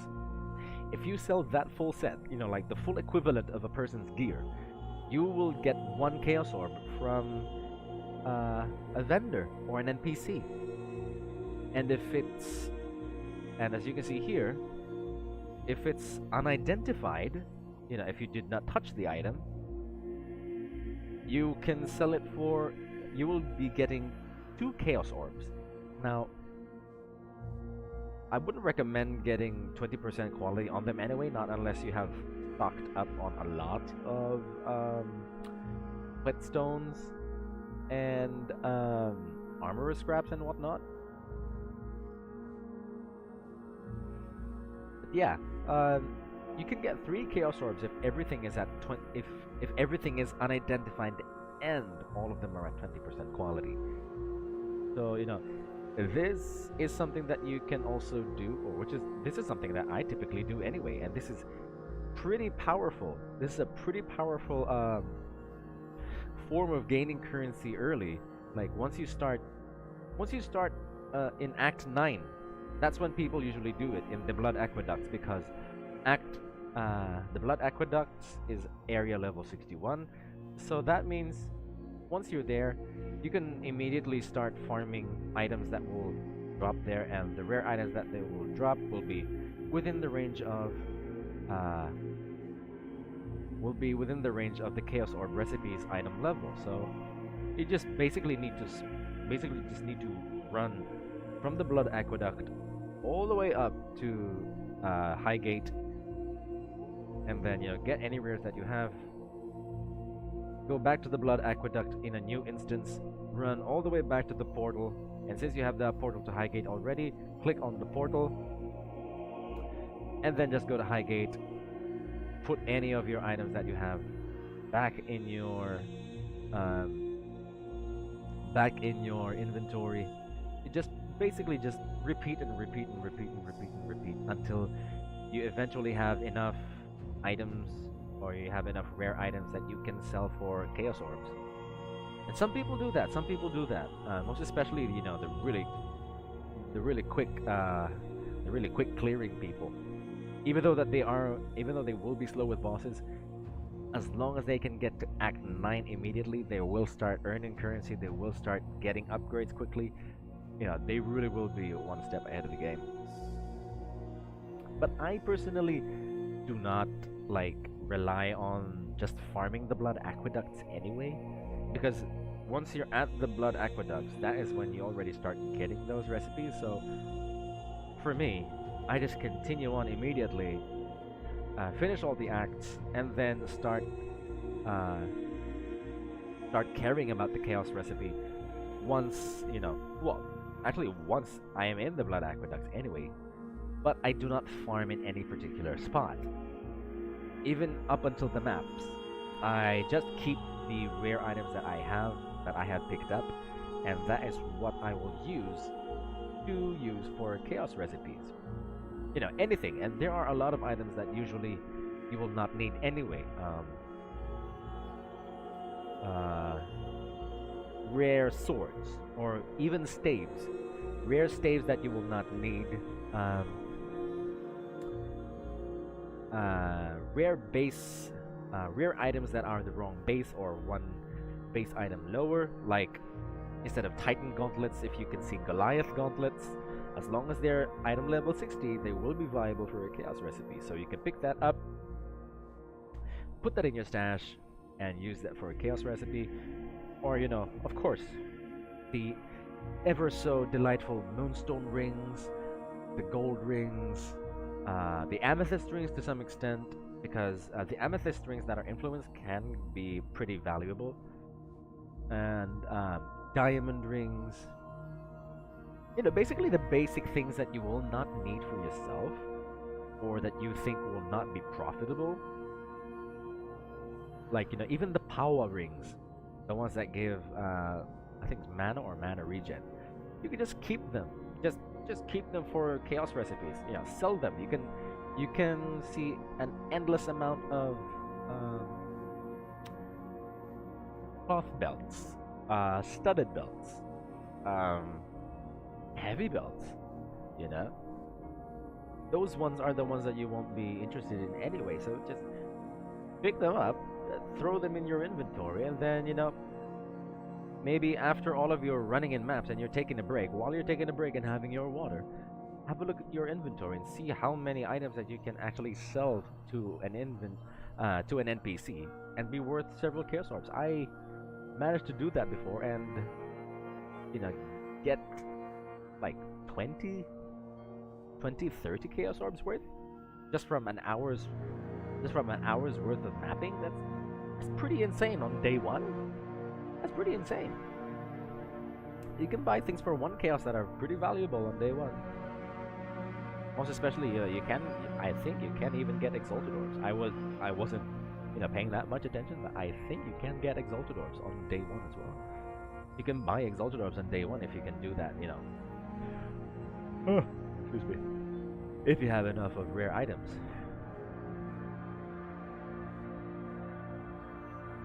Anyway, so back to the Delirium cluster. The maps found in areas have a 10% chance to have layers of Delirium, which basically means that, of course, you know, you will have more chances to have a Delirium encounter, and then you have Persecutory Delusion. And what it does is that Delirium encounters in areas are 100% more likely to spawn unique bosses.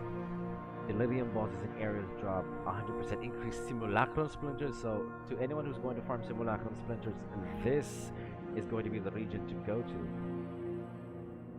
And this may be the region that we're going to go to, because Delirium bosses in areas have 100% increased chance to drop unique cluster jewels. Holy shit. This means that you have the chance now, even without the ability to go into a simulacrum itself, to have a voices drop, to have a megalomaniac drop. And imagine if you have a 3 passive voices or a 1 passive voices drop on you. Holy hell, those are expensive. Those are crazy expensive. A 3 passive voices is worth 600 to 500 exalted orbs, and a 1 passive voices is worth 2 mirrors. Holy hell, imagine, you know, having that drop on you, and it's not in a simulacrum. What the hell? That is an overpowered buff to Lex Ejoris. Holy hell. That easily means that, well, I guess now they were expensive, but with this amount of availability, I can guarantee to you guys that no one will be able to sell voices. You know, I get at least the 3 passive voices for 500 exalted orbs ever again. I doubt they can do that. Holy hell. That's amazing. Anyone can suddenly switch to, you know, some form of cluster stacking. I wouldn't say aura stacking, you know. But you know, minion builds can do that as well, you know. That is insane. Whew. Damn. And then you have Compulsive Hoarder. Now what that does is that Delirium encounters... Oh, wait a minute. Let me just look at my screen. Yeah, okay. I thought my camera was blocking it. So Delirium encounters in areas will have a 15% chance to generate 3 additional reward types. 3 additional reward types. So that means, if you have a delirium mirror in there, you can end up getting, um, you can end up getting more reward types. Holy shit. That's amazing. You can get like more currency counts, more divination counts. Oh. Oh. And this, I think Lex Ejoris will be the main place that, if there is still going to be a delirium mod in the map, I think this will be the main region that they will try to farm in, because while they're already farming for simulacrum splinters, they're already starting to get the unique cluster jewels anyway. You see what I'm getting at? And then once they have the simulacrums, they can just gain XP there anyway, because they are starting to farm, while they are completing their Atlas regions and Lex Ejoris. Damn, that's OP. That's OP. I think what GGG will do one day is that if they see that, if this becomes too OP, I think they may only make some passives working on on red maps, and then they may include like some passives that will only work on white maps. That seems to be the only plausible way to keep OP stats like that from being abused too early in the game. Because look, you only need 4 passives anyway. And then you'll get that. Holy hell. That is just insane. That's juicy though. Wait a minute, guys. Let me just have a quick look at something.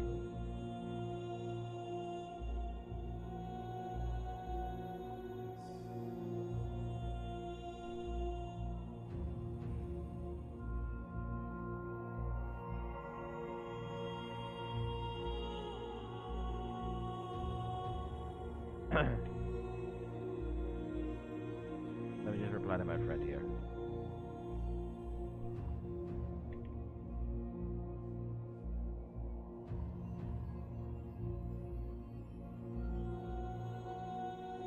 Anyway, let me get some. Oh, sorry about that.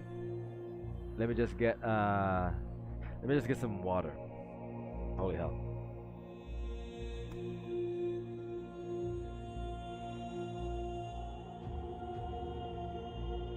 I'm actually gonna get more coffee.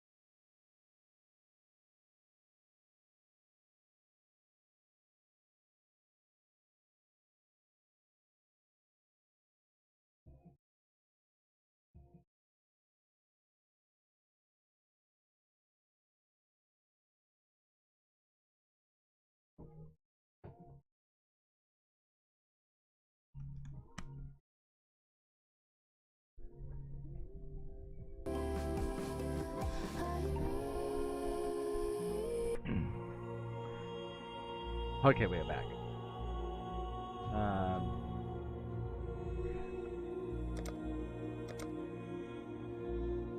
we'll just change the sound of the background. I think you guys might be. Are you guys getting bored of the soundtrack? Should we change it to something else? But I think it is pretty okay though, right? Maybe let's just go to Lion Eyes Watch.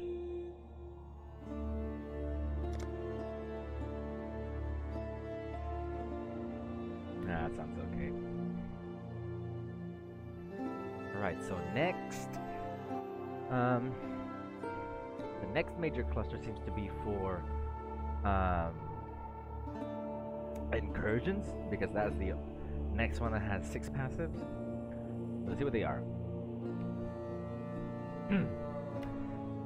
You can see here that the first one that you can get is the Val Oligarchs, and it says that incursions in areas contain a Val flesh merchant. Now I don't know what that exactly means. I don't know what type of flesh is he selling. Will it be you know, live flesh, raw, you know, normal flesh, or you know, I don't know what type of flesh he is going to be selling. What does that mean? Because I don't think there are any. I don't think there is an architect with, you know, with that title, the Architect of Flesh. So definitely something curious, but more disturbed of than curious of. And then you have the other passive that you can get immediately, which is Time and Again. And what it does is that Alpha missions in areas grant 100% increased favor, and areas have a 10% chance to grant an additional Alpha mission on completion. So it's basically the same as Jun. Jun's focused investigation. And then lastly you have Time Dilation. What it does is that incursion architects in areas drop 1 additional rare incursion item. And time gained from killing is doubled for incursions in areas. So this is going to be pretty helpful for someone who has who doesn't have enough DPS in a map. Like I did have that. I did have that problem starting off in Heist. I mean, because we weren't sure how to scale Crackling Lands properly, so we had a lot of problems where we would get kicked out of incursion encounters. So this might be something useful, most especially for people who are trying to, you know, farm locusts of corruption quicker, or you know, people who are going to farm locusts of corruption early and Doriani's sanctuaries early to sell, because they are actually very valuable. They can go for 12 exalted orbs. I managed to sell a temple encounter that had both a locus of corruption and Doriani's institute. Yeah, that's what the name was, the Doriani's Institute, where you can get to double corrupted gem. That's where you can get the 2123 gems. So, you know, these 4 passives can be very helpful for people who want to farm Alva a lot and sell the locusts of corruption and the Doriani's Institutes, or maybe even use them for themselves if they have, you know, invested on a lot of currency. They have a lot of 2020 gems, or maybe even if they have already upgraded their character quite a bit and they want to take it on 1 step further. Because, for example, if you have you know, let's take my character for example. If all of your gems are at level 21 or at level 6 for awakened gems, if you compare that to a setup which is that has level 20 regular gems and level 5 awakened gems, both at 20% quality, you can see that the 21 and 6 gem level setup is dealing way more damage. literally a lot. Because at this point in time, when I was upgrading my gems to level 21, each level 21 gem was increasing my DPS by over 100,000 per gem. So it is a very big increase. And imagine if you can get a Val or like a corrupted armor that has +1 to targeted gems. That gives you even more DPS. So that is going to be very, very juicy. If you want to try and min-max, you know, a build for yourself, like for example, if you're a low-life spellcaster, and then you have chevrons, and you know, if you have invested in several chevrons wrappings, and then you have, you know, divined them to either the max roll or, you know, reasonable rolls of energy shield for yourself, then maybe you can head on over to Lex Ejoris and get you know, spam alpha missions, try and get as many locuses of corruption as you can, and basically try and get lucky with the chevrons wrappings that has +1 to targeted gems, or maybe even the one that has a double corrupt that has +1 to targeted gems and 45% increased damage. That is fucking, as Gordon Ramsay would say it, fucking well seasoned. Wow. You know, a fucking robust chess piece. That is going to be very, very juicy. And that is definitely something I can see myself go into, like, you know, get the Delirium Major Cluster and just go for these two, that's it. I won't need the Val Oligarchs anyway. Now, over here, we have the Perandus passives, which I doubt will be of any use at all. Because, you know, you basically don't get anything rare from a Perandus chest. Although, there have been screenshots of like people seeing a mirror being offered by Cadero Perandus, but still isn't worth.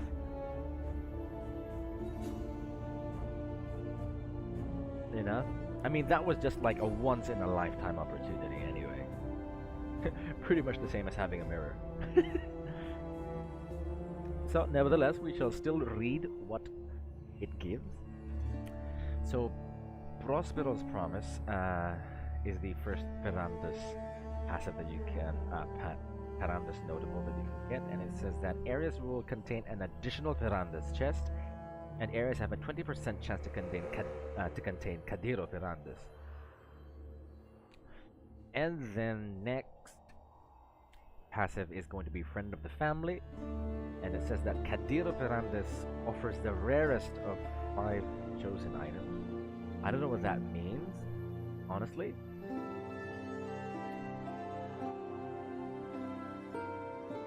But you also have Cadero Perandus' offers cost 20% less Perandus coins.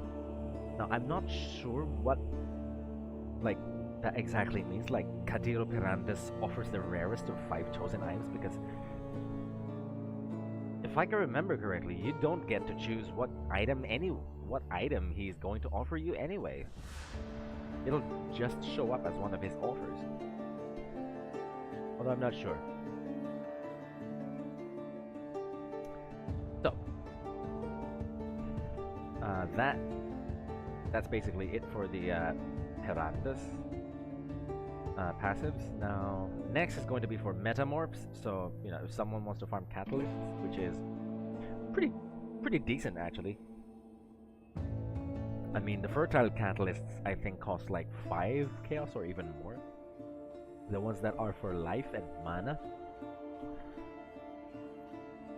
So what you have here is that the first passive, well, the first notable that you can get is Finest Samples, and what that does is that metamorphs in areas deal 50% more damage, and metamorphs in areas have 100% more life. But you already have a 50% chance for rewards from metamorphs in areas to be doubled. And I think that's going to stack with the chance of the metamorph monsters doubling their item yield. You know, like the more powerful samples you choose once you're constructing a metamorph, I think that might stack. And the escaped experiment. And areas will contain a rogue metamorph. That's actually pretty nice. That's actually pretty nice, you know? A random metamorph. I mean, I've seen metamorphs drop exalted orbs, you know, so it's not that bad. Plus, like I said, you know, you can still get some samples from them if you like battling metamorph monsters. And of course, you know, they will drop catalysts as well, which can be good in the early game. But basically, that's it for Lex Ejoris. So, short recap: you have two major clusters for Incursion and Delirium, and I definitely think that Delirium will still be the most favorable one to go to, and which is then going to be supported by just these four passives from Incursion, and then you have Perandus passives, and you have these two Metamorph passives as well. Next, we are here in Glennach. Glennach has been teased anyway, so I don't think we should be delving into it too deeply, because basically what you have are a major cluster again for the Legion, and then you have a major cluster for Incursions, and then you have minor clusters for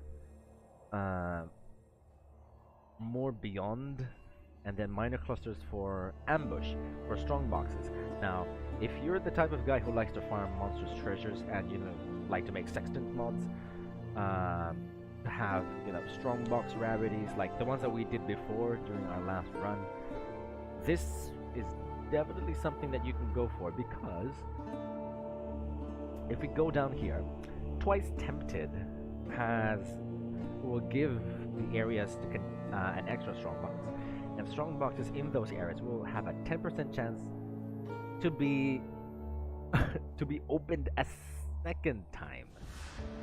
You can basically, there's a 10% chance for you to activate a strong box twice, and that's big, most especially if you already have this, which is tamper-proof, where strong boxes in areas are corrupted and strong boxes in areas are at least rare. That's gonna be big. And you can even combine that, or maybe you can even just go up to Twice Tempted and then get the Sextant mod, which gives strong boxes 500% increased item quantity. And then that's it. And then you have strong boxes in areas have a 10% chance to be opened a second time. So that 500% quantity will be procced again. And then monstrous treasure.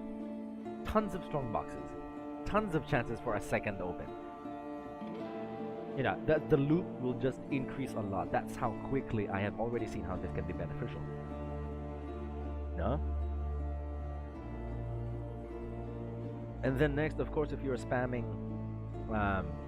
sextants on these, of course you would want to have Beyond. So for me, again, Beyond is something that we can go for. And what it does with Scent of Blood, slaying enemies close together, it's basically putting a built-in Beyond modifier for the whole of Glennach, because that's what it already does, and that's what Beyond mods do anyway. So it basically gives Glennach the built-in mod for, you know, Beyond slaying encounters. Wait a minute, guys.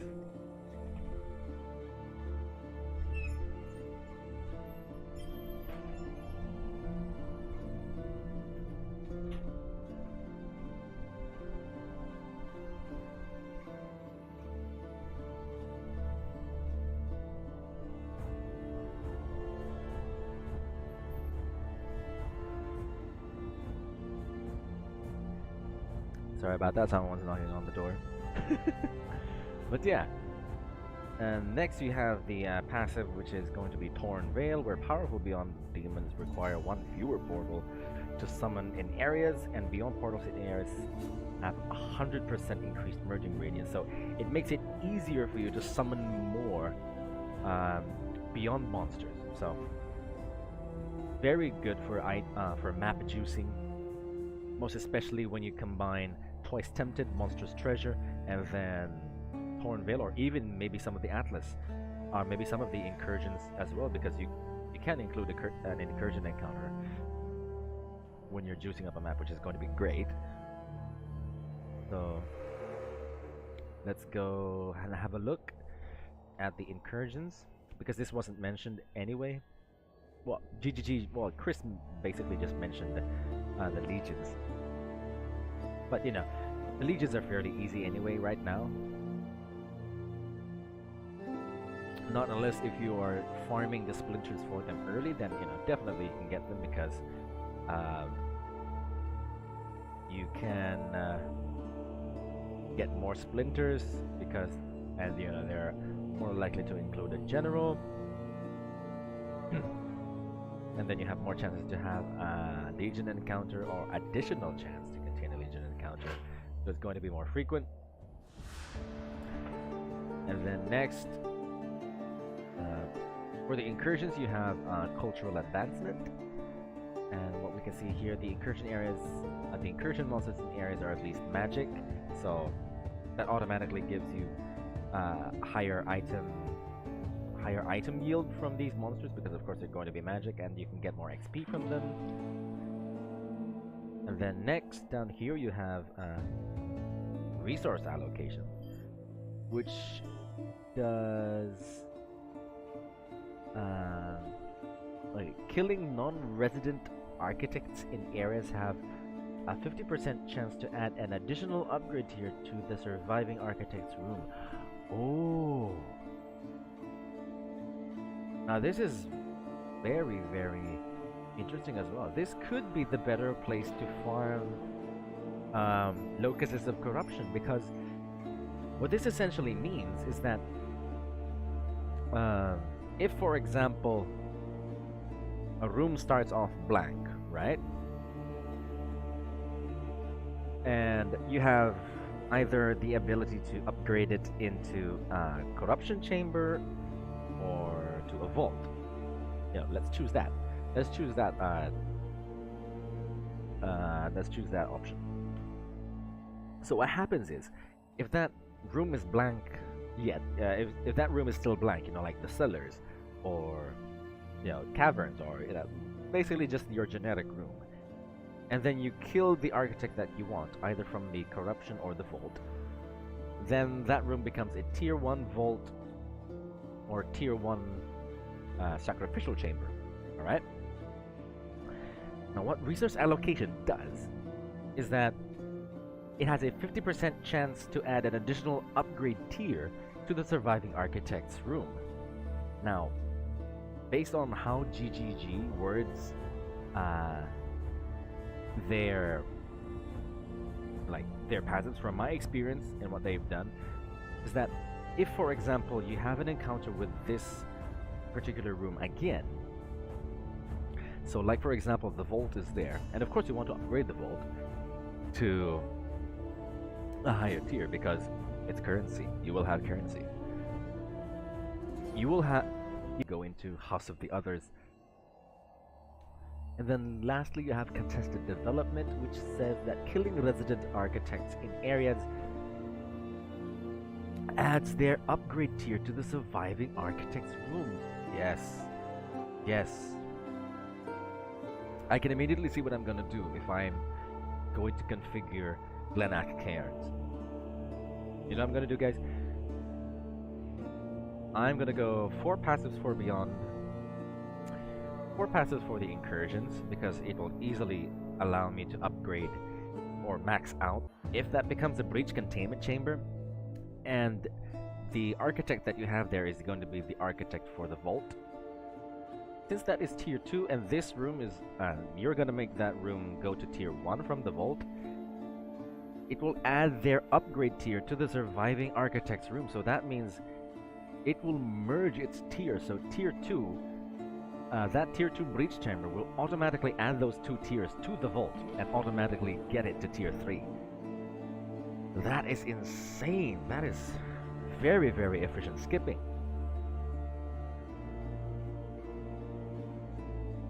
But I'm not sure though whether or not GGG will like decrease the chance in having tier 2 rooms already in incursions.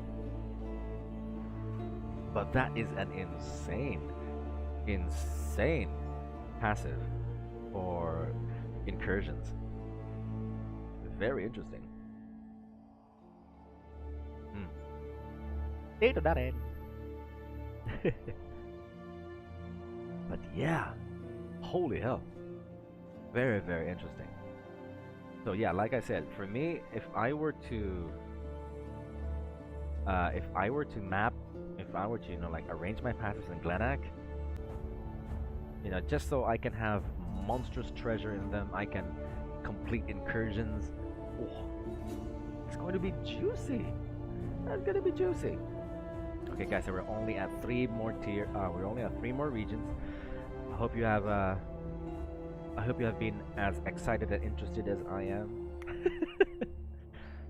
So from what I can see, you have another cluster for Legion. And then another cluster for Nico. So this is gonna be another delve cluster. And then you're gonna have a minor abyss cluster, and I guess this is the Anarchy League, because you will have rogue exiles. You will have more rogue exiles spawn in maps. So okay, let's have a look. First thing that you can go for is the high value targets for the Legion. And what it does is that legions in areas will contain 3 additional sergeants, which will be the rare monsters. And legion sergeants in areas always have rewards. That's nice. Next, you can go for the passive. You can go for this cluster here, which is first is war supplies. It says here that each legion in areas contain an additional warhorde, which is pretty good because, of course, you know, there are some pretty good drops, and there will be a high amount of timeless splinters in them. And then lastly, you have emblematic, and it says that timeless splinters dropped by legion monsters in areas have a 1% chance to drop as timeless emblems instead. This is this is like the high. This is like the Exalt trinket being converted into the Legion Splinter trinket. I love it. It's amazing. So this gives you the chance to complete your Legion encounters quicker, because you have a chance to the splinters have a chance to drop as emblems immediately. You can save them. You can save them up. You know, run a 4-way encounter ASAP, and then that's it. Awesome. You'll have your 5th map fragment in no time. That's great. That can be something that you can focus on early, and then, you know, try to find a party, or maybe you can even host a party yourself, or if people have other types of emblems, they can join you, and then you'll all go on that 4-way Legion encounter, so you can unlock the 5th map fragment. Very efficient, very efficient. Then let's go to the next cluster, next major cluster, which is going to be for Nico. So first, you will get Mad Devotion. Sounds a bit like Nico. Completing Nico missions in areas grant 100% increased favor, and areas have it's basically more Nico missions that you can get, and you can max out your favor easier. The next, wala, hindi pa rin ako kita. Anyway,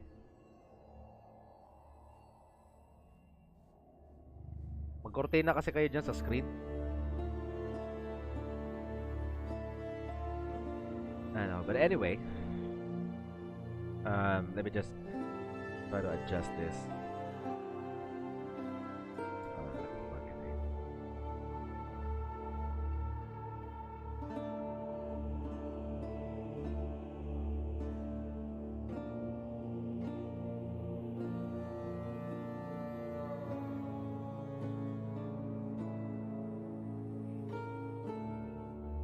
Just try to increase the brightness a little bit more, so at least you guys can see me a little bit more properly.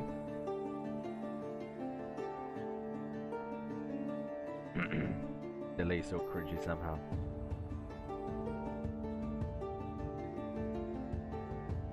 Pero okay lang, sige na, in-adjust ko na yung brightness ng camera. Pwede nyo lang po patayin.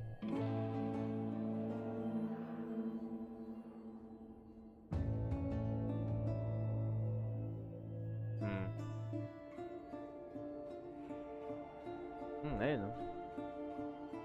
No choice naman ako eh. Pag ganyan, if I do that, oh, they wala na kagad. I don't have a light kasi.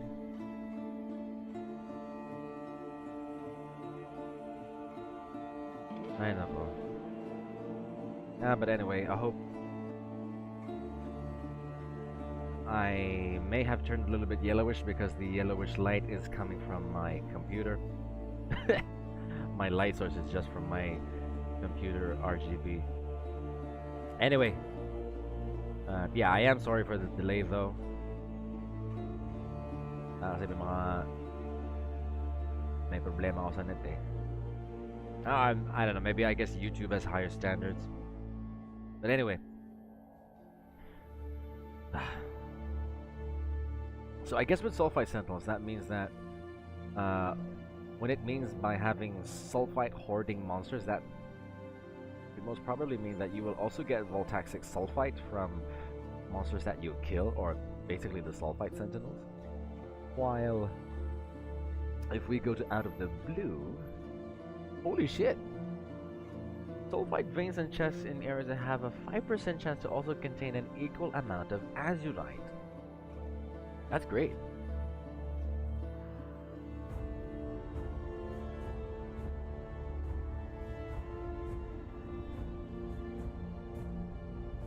Ito na ba yung the 3 unique na clusters?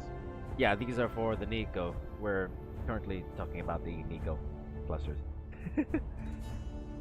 Yeah. Out of the blue looks very interesting. Because you also have a chance to contain an equal amount of azurite, which will, basically give you the ability to farm, top up on your flares quicker, buy more dynamite, and even if you have enough azurite, and you have capped your darkness resistance and your sulfite amount, you can start buying more resonators with the amount of azurite that you're getting. So that's definitely very powerful for a delver, and that will encourage them to not just, spend all of their currency on deep delving, because they're already getting the amount of azurite that they would potentially need. So this is basically prepping them in the future once they have upgraded themselves enough. So yeah, that is very interesting again. The next, for the minor cluster for the Abyss, you have the Abyssal Army, and that grants 50% experience, 50% increased experience from the Abyss monsters.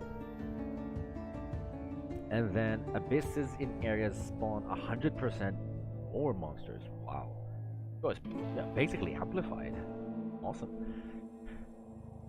And then for Votive Horde, Abyssal Troves in areas have a 10% chance to drop a rare item, with an abyssal socket. Ooh. The weary traveler. Yum, the bar. But what I am not sure though is whether or not that rare item is just a rare item in a sense of item rarity, or you know, all rare items in general, including the uniques.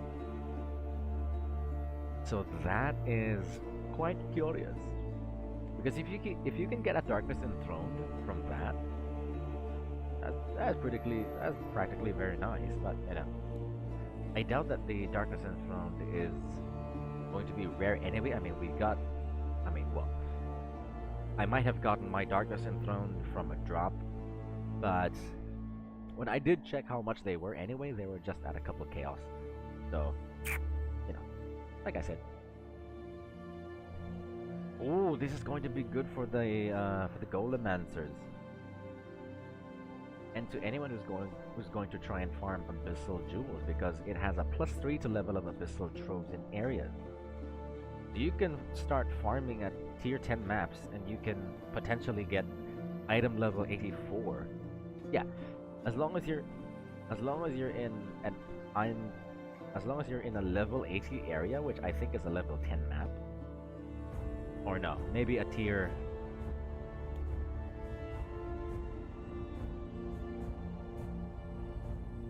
Yeah, tier 12 map. Once you're at it for Abyss Jewels, which is great. And the Abyssal Troves in areas have 200% increased item quantity. Ooh, holy hell. So that is going to be a massive increase as well in the item yield that the Abyssal Troves give. And then lastly, we have the Rogue Exiles. And what that does is that the first passive, Total Anarchy, gives an additional Rogue Exile for every 2 additional content types applied to areas. Ooh. So I guess content types will mean, you know, the ones with Bloodlines, and Nemesis, the full patch notes. So we'll definitely see to that. And then next we have Rogue Trader, which means that it rather gives the Rogue Exiles in areas to have a 15% chance to have rewards. What?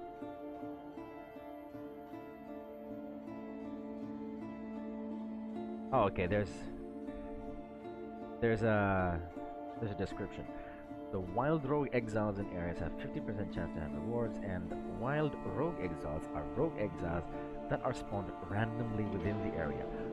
Ooh, okay. So these are the ones that do not have. These are the Rogue Exiles that spawn in your map despite not having area contains 2 additional Rogue Exiles. That is what they mean by that. Very interesting. Let's go back to the other ones. Let's see if there are any other descriptions that were not under an open and closed parentheses.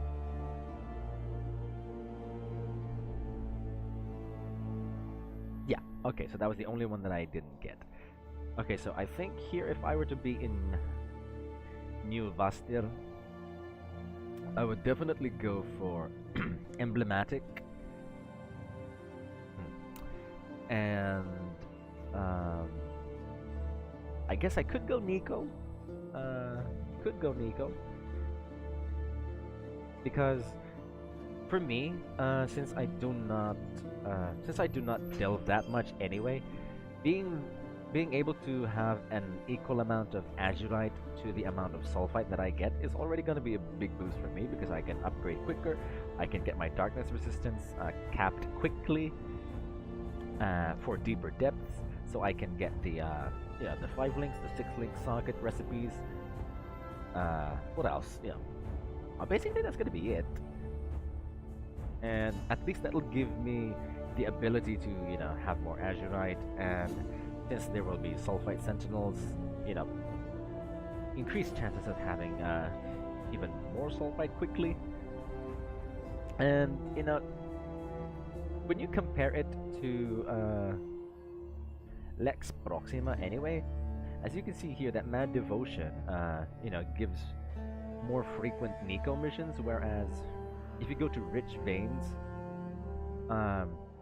voltaxic sulfite veins and chests have a 10% chance to contain double sulfite, and they already have 20% increased sulfite. This means that these are the people who are already, you know, for me at least,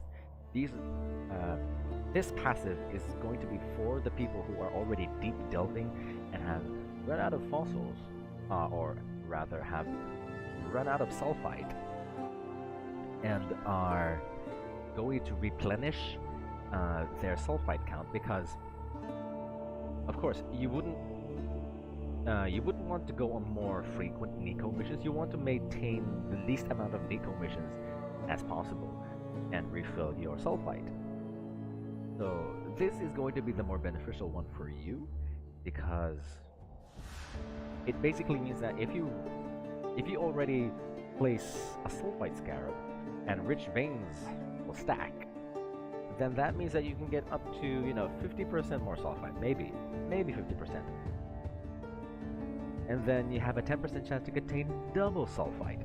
So that will just skyrocket the amount of sulfite that you can get. Plus, you can combine this with sulfite infusion, where white tier maps will grant additional voltaxic sulfite on completion. And then you also have packed with energy. You have increased damage for each voltaxic sulfite vein or chest found in the area, and 45% increased movement speed. It's basically an invitation to deep delvers, saying, you know, or this is going to be the most beneficial one for deep delvers, because it gives them more clear speed, infinitely more clear speed.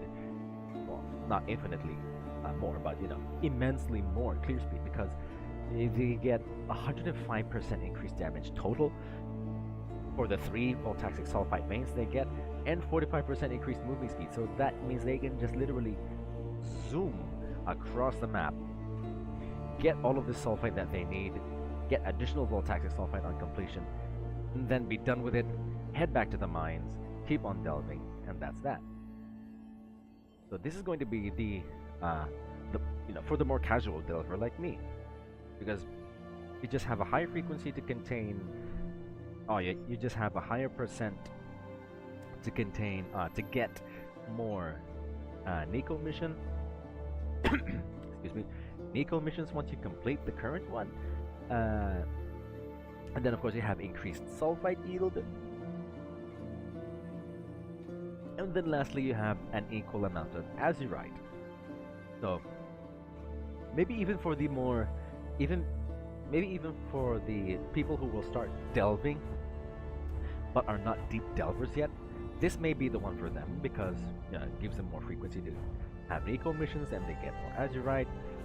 It's basically for the people who are still starting out, you know, like on the more shallower parts of delve, while the one in Lex Proxima is, you know, literally just for the deep delvers that already have like a foundation.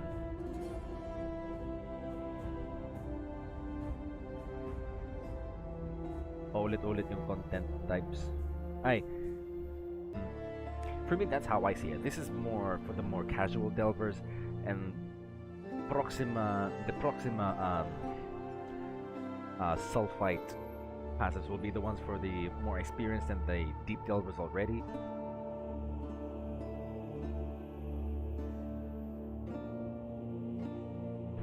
So lastly, we are here for Valdo's rest, and from what I can see here, here is going to be the Metamorph major cluster, and you have a major blight cluster as well. Okay. So to start off with the blight, we have Outbreak, and it says that areas have a 10% chance to contain a 10% additional chance to contain a blight encounter. So if you like to farm blight, if you like to farm cassia a lot, you know, if you want to get blights for the oils, if you want to, I'm not sure what we're gonna get from those.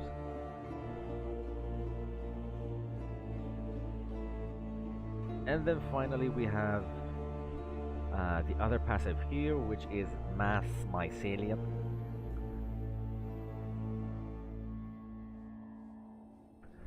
And it says here that blight encounters in areas are more likely to contain multiple lanes, and lanes of blight encounters in areas have a 50% chance for an additional reward chest. Okay. So that basically means that, you know, you can increase the reward yield of your blight encounters because it has a 50% chance for an additional reward chest. Great. Now, on to our next major cluster, which is going to be intrinsic. I'm sorry about that. Intrinsic darkness. So areas will have a 10% additional chance to contain a metamorph encounter, more frequent metamorph encounters, and then the other passive below it, which is going to be high yield. Metamorph bosses will drop an itemized sample drop. Oh, okay. Metamorph bosses which drop an itemized sample drop an additional itemized sample. Okay, so basically you get more samples. And metamorph that meters in areas require 50% less power to fill. Oh, okay. So it's like that vial, you know, like that flask or that, yeah, that. Basically, that container gets filled up quicker, which basically means that you have a higher chance for better item yield, you know, higher chance to duplicate the items that the boss will drop. And up here, you have a repeated experiment, and it basically says that you can assemble an additional metamorph in areas after the first is dead. Okay. So I think if you have enough itemized samples, maybe you can, you know, like create another metamorph after you've defeated the first one. Which is pretty okay if you want to farm catalysts. Okay, so now for the two minor clusters. The minor clusters here will be for Syndicate and for Harbingers. Harbingers definitely curious for me because you know how I like to abuse the Harbingers and how they spawn rare monsters, and you know, we basically juice them again even if you execute them. Okay, maybe. Then next is the Test of Loyalty. And it says Immortal Syndicate members executed in areas have a 100% chance to gain an additional rank. Okay.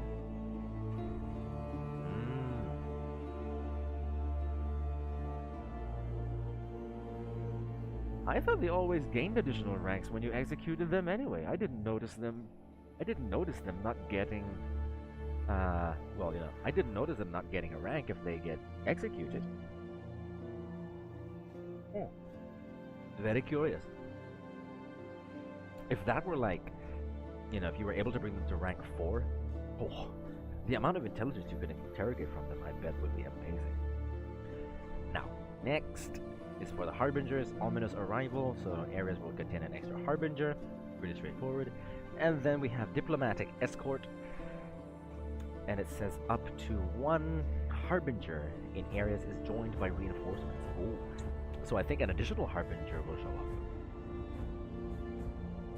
Or maybe, you know, it gets more monsters to join in, which is very nice. So all in all, Valdo's Rest will be pretty profitable for the people who would like to farm catalysts or farm blight. I think farm blight.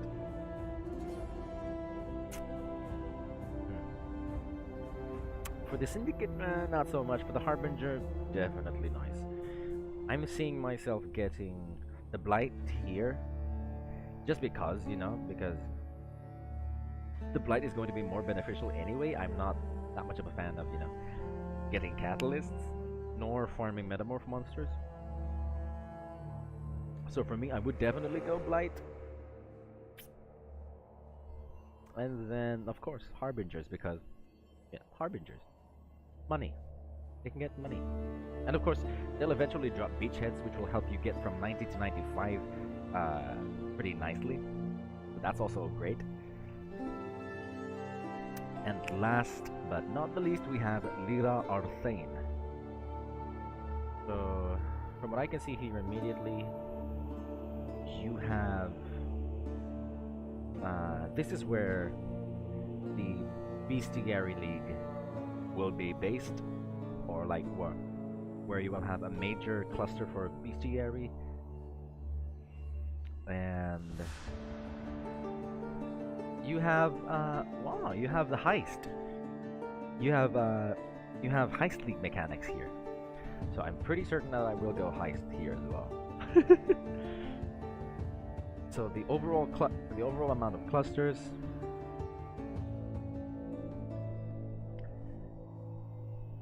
syndicate, yung choices kasi nagbabago depende sa kasama niya. Well, yeah, that is true, but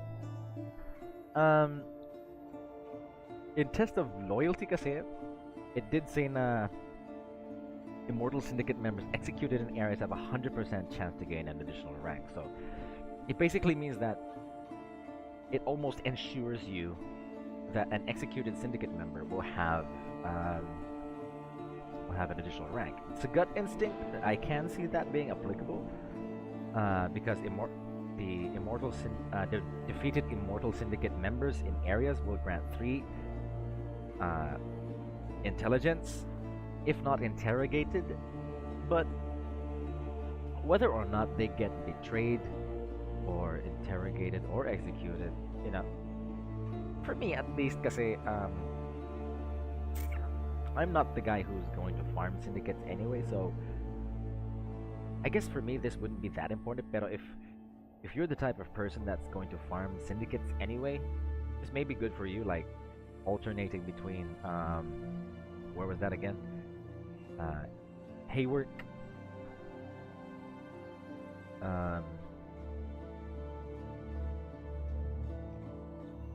what was that?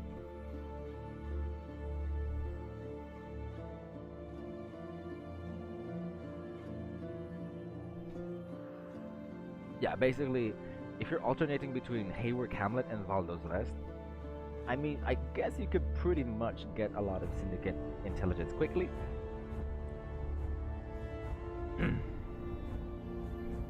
Medyo inclined ako sa syndicate because there's a member that gives a headhunter. Yeah, if I can remember, I think it's Gravicious or someone. I forgot who it was, but there is someone who definitely gives time. Oh no, it's Cameria. I think it's Cameria.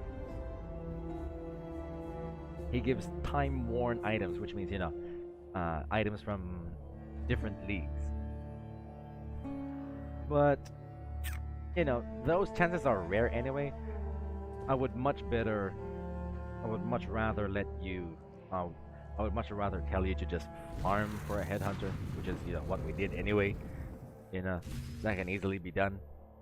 Well, Nox, last time magsabing easily be done. Well, yeah, well, you know, we did it within 4 days anyway, so it's gonna be pretty easy. Not unless you don't have a Nemesis League, which means that the Headhunter's price will skyrocket, and that will eventually mean that you will have to earn much more currency.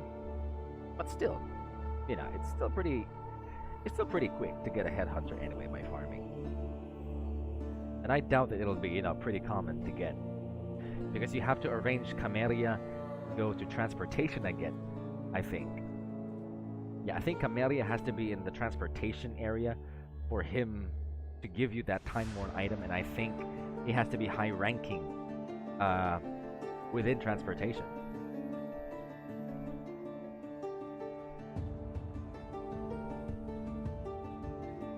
Mas may time ka sa paglalaro kaysa sa akin. Well, I guess you could say that, but that doesn't mean that you should just restrict yourself to relying on RNG to give you the Headhunter anyway. I mean, there are people who have farmed, you know, the Headhunter I mean, I have tried to farm a headhunter anyway for it, trying to make it drop on me, but I couldn't do it. I didn't have enough quantity and rarity. Siguro, Mark, if you want to build a magic finding character first to, farm for a headhunter, and then once it drops on you, build your character that will use it, why not? But, I mean, it takes you so much time anyway. It takes you so much time anyway to get, the right members into the right areas in the syndicates, and then you increase their rank and then you keep them there. At least for me, it's a little bit more complex. I'd rather just farm the exalts. Now, once we farm the exalts anyway, or, well, we don't literally farm for the exalts, we profit craft. That doesn't take too long to craft. Don't tell me it takes long to craft. You can you can just craft something good, be AFK, you'll eventually get the exalt drops that you want. But yeah, anyway. For the major clusters that we have here, we have the Bestiary and Blight again. So let's first go on to Blight, and it says here that the first notable that you can get is Spores on the Wind, and it says that maps found in areas have 10% chance to contain an additional Blight encounter. Okay. So it means that the maps that you pick up from Lira Arthain, whether or not they are still Lira Arthain or not, will contain an additional Blight encounter. So that may stack up with Valdo's Rest. So once you have a map that has come from Valdo's Rest, then you're like, if we can still have the favorite maps, and then you spam Valdo's Rest, and then you keep Lira Arthain blank, or as long as you keep other tier maps from not dropping, and then you max out a map that you want in Valdo's Rest, and then that means you can have Outbreak stack with Spores on the Wind, because if a map, or if like a Valdo's Rest map drops and you have Spores on the Wind, that has an additional chance to have a Blight encounter, and then of course it is going to be, and if you have Outbreak with it and you run it, you'll have a 20% chance to have a Blight encounter. Huh. That may work. And then next you have the passive Epidemiology, and what it does is that Blight chests in areas have a 100% chance to contain blighted maps. So if you really want to run blighted maps, these are the ones you want to go for, then blighted maps found in areas are anointed. Ooh, yes. Very nice way.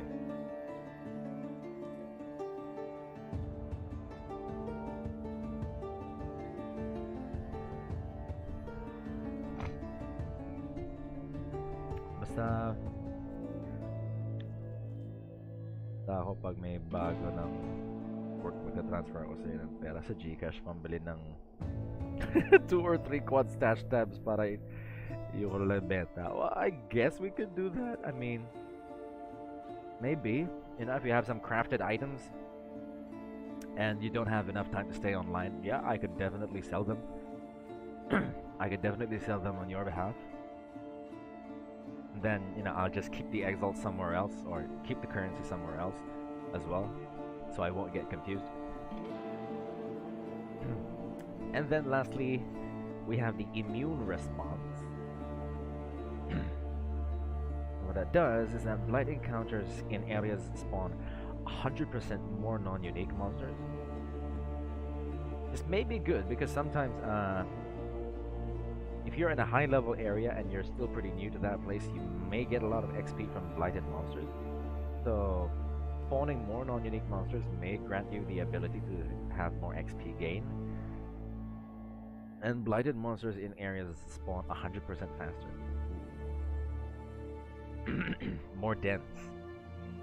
Okay, so the next major cluster is going to be for the Bestiary, so it's going to be Einhar. let's go. First off, we have Animal Companion. And what it does is that Einhar missions in areas grant 100% increased favor, so it's basically, you know, more chances of getting Einhar, and areas will have a 10% chance to grant an additional Einhar mission on completion. Okay, very interesting, very nice. So this is basically going to be something that I would like to go for. And next is, this was the one that Magnus was talking about, the Mighty Hunter. And what it does is that Einhar has 100% increased cooldown recovery rate. Holy hell. And Einhar deals 1,000% more damage. More damage. Not increased, it's more. So that's a higher multiplier than even increased. Ooh, and Einhar remains in his areas after his mission is complete. So it's literally like helping you. Imagine if you can get a Delirium or like a Breach here. I mean, you know, you have a Breach mod here anyway. If you can, yeah, that's it. I'm definitely going Bestiary and Breach, or maybe Heist, because there's still Heist. We'll still go through Heist. We'll see what it does. But look at that. Einhar remains in areas after his mission is complete. So if you're having trouble with bosses in maps, you can bring Einhar with you and he will help you kill that boss. That is awesome. That is awesome. Einhar, the giver of buffs. No, not just a giver of buffs. He himself is buffed. He won't give you increased damage, but he himself has 1,000% more damage to unique monsters in areas. So it literally means that he will be a powerful NPC with you. And that's a great way. Para din yan sa'yo, Mark. That's gonna be great for you. You know, for someone that doesn't have, like what you said, that doesn't have enough time, so they don't have enough, you know, they don't have enough experience to gain quickly, so they can't progress through the Atlas quickly. You can have Einhar appear, and he can help you in the higher tier maps. Because he will remain in the area after his mission is complete, so he will still be with you, and he will deal 1,000% more damage to unique monsters. The only unique monsters that you will ever encounter there are bosses. Be it a boss from a Breach, a boss from a Legion, any boss. As long as the name is unique, you know, as long as you know that the monster is unique, then he will deal 1,000% more damage. He will be a great DPS assist. I can imagine myself using Einhar immediately. I can imagine that. Okay, so lastly we have natural selection. Oh, beasts in areas are more likely to be less common varieties. So this is where you can get the red beasts that are, you know, the Phatic Wolf, the Phatic Lynx, the Phatic Chimeral, and maybe even the ones that will, you know, give you the portal to Sakawal's Nest or to Farul's Den. Ah, that's great, Oh my god. My god, Lira Arthain is going to be insane to farm on for beast crafting. Juicy, I love it. It's so exciting. Okay, so next we have the Breach passives. You have the Breach Minor Cluster, and it says probing for weaknesses. And areas will have a 10% chance to contain breaches. Great. It doesn't say a breach. Breaches. So you may have more than one immediately. And then next you have Flash Breach. And what it does is that breaches in areas spawn 10 additional rare monsters. But breaches in areas open and close 100% faster. Holy hell! This would be great for people who have a lot of AoE though. Like for the people who have ethereal knives and Nova or Spark Nova, this will be easy for them. But this can potentially not be that beneficial because it'll only contain additional rare monsters. I mean, you know, if you look at that compared to what you can get in Lex Proxima, at least for me, in my point of view, where you can get breach stones, you can get more, you know, the breaches will be bigger, you have 30% increased monster density, and you have 50% increased experience, compared to just having 10 additional rare monsters and breaches in areas open and close 100% faster. You know, I feel that Lex Proxima will still be the better choice. Now, lastly, but not the leastly, we have Heist, which is very curious. I think these minor passes will be like increased rogues markers. So the first passive that we can get is Secret Stash, and what it does is that areas will have 10% additional chance to contain a smuggler's cache. Great, because of course, once Heist League ends, you will not have as many chances to have a smuggler's cache as often as you would now. So definitely for someone who would like Heist, like Alan, this is going to be the one for you. And after that, you have Inside Job. What it does is that blueprints that drop in areas have 10% chance to be fully revealed. Oh, I think that's for grand heists. And smugglers' caches in areas have 100% chance. Ooh, 100% increased chance to drop blueprints. Yeah, it really is for grand heists. Yeah, I will have to go for Heist here, because Heist is still going to be very, very juicy. It is definitely going to be for us. Okay, so finally, I hope you guys have, I hope you guys have bared, or you guys have bored with me. I hope you're not bored with me though. I hope you guys have bared with me throughout all of the detail. I mean, my God, the level of detail that we have gotten into. I'm just bored. I'm sorry. But yeah, I guess I will have to put timestamps on this once the stream ends, so if people want to rewatch this, we can, at least people will have references. So that's what I'm going to do. So, okay, so let's do that. Overall, let's begin with the let's begin with the too long didn't watch. Basically, guys, the Atlas itself has been, literally shaken from its very foundation. It is gonna be. I just can't wait to start farming in the Atlas. It's gonna be an amazing experience. But the only thing I'm afraid of is that the Atlas watchstones will now be locked, so you cannot switch them between regions and quickly farm your watchstones.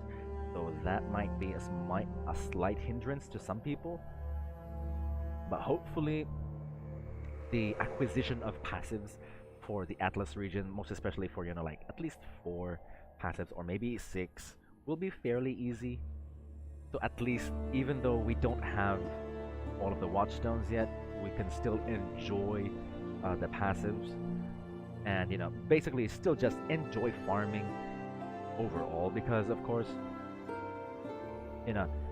if you've taken off the ability to have those watchstones quickly acquired, and which will therefore hinder you to have more Atlas completion, which corresponds to having more loot given.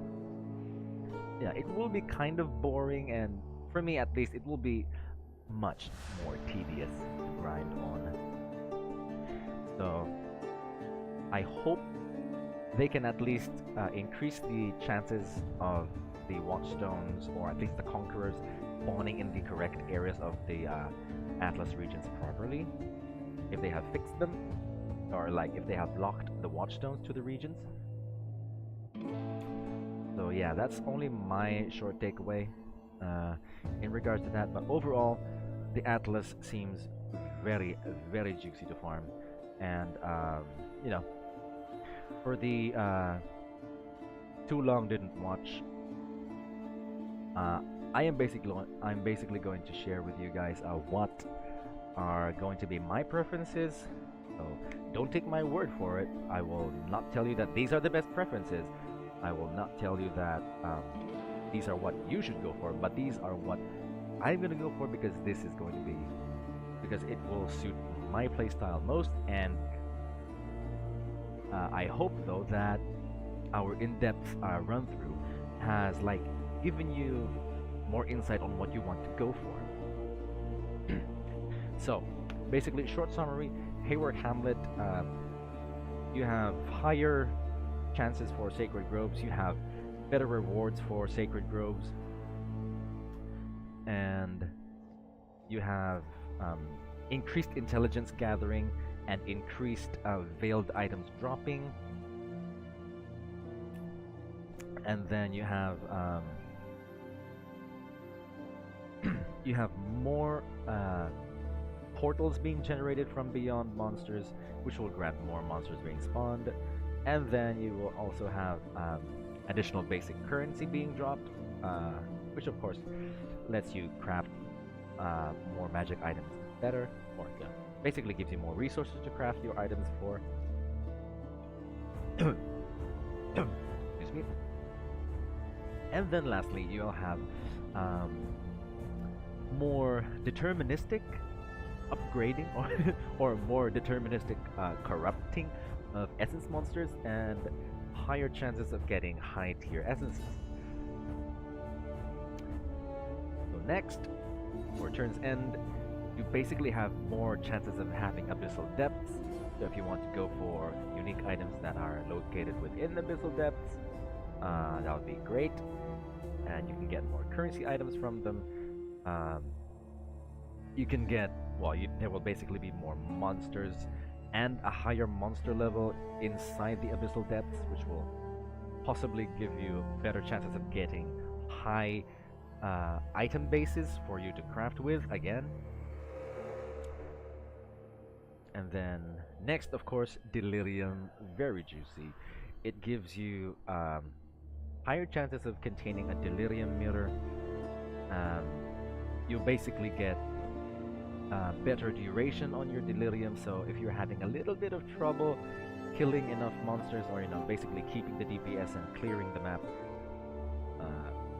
you will have a passive that will help you out with that, and you will have higher Delirium effects as you progress farther away from the mirror. So again, you will have basically more loot drop.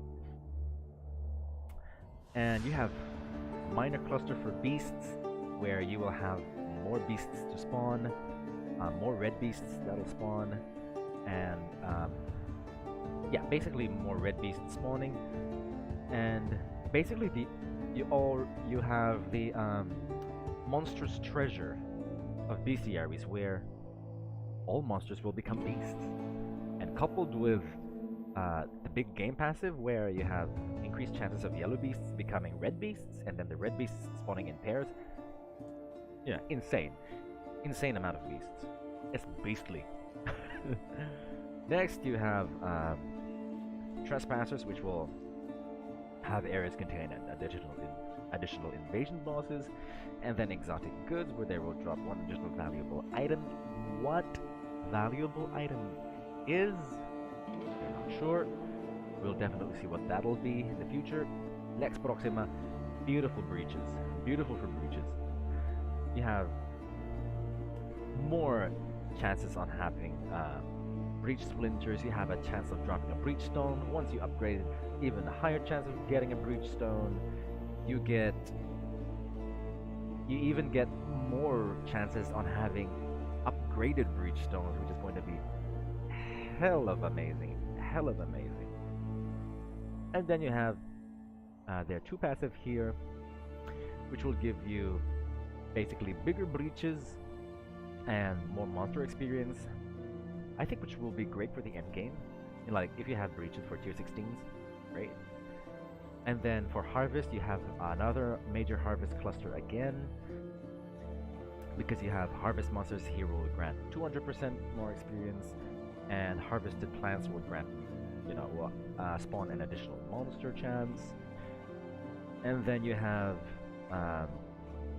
basically just amplified item drops for sacred groves or for harvests in those areas. And you have a chance to have an additional harvest, so that's again going to be nice if you want to get some rare items. And then you have Heart of the Grove, which will give you a 100% increased chance to have Heart of the Grove, and you will basically have a 10% chance for the unchosen crop to not wilt, which could possibly mean that you can encounter it. It's actually pretty good item yield anyway, without that much of a risk in like the level of difficulty in monsters. Not unless you have already juiced up your map so much. So that's something that you may look into. And then you have the sulfite. You have the sulfite passage, which is for, I think, which is for the deep delvers already that are already farming, depth 1000, depth 2000, and below, because they have 20% increased sulfite. You have a 10% chance to double sulfite. You have flat additional voltaxic sulfite on completion of the map, and then you have more damage, or you have increased damage and moving speed up to 105% and up to 45% in damage and moving speed respectively for each voltaxic sulfite vein or chest found in those areas. Very, very juicy indeed. Next, we're here in Ejoris.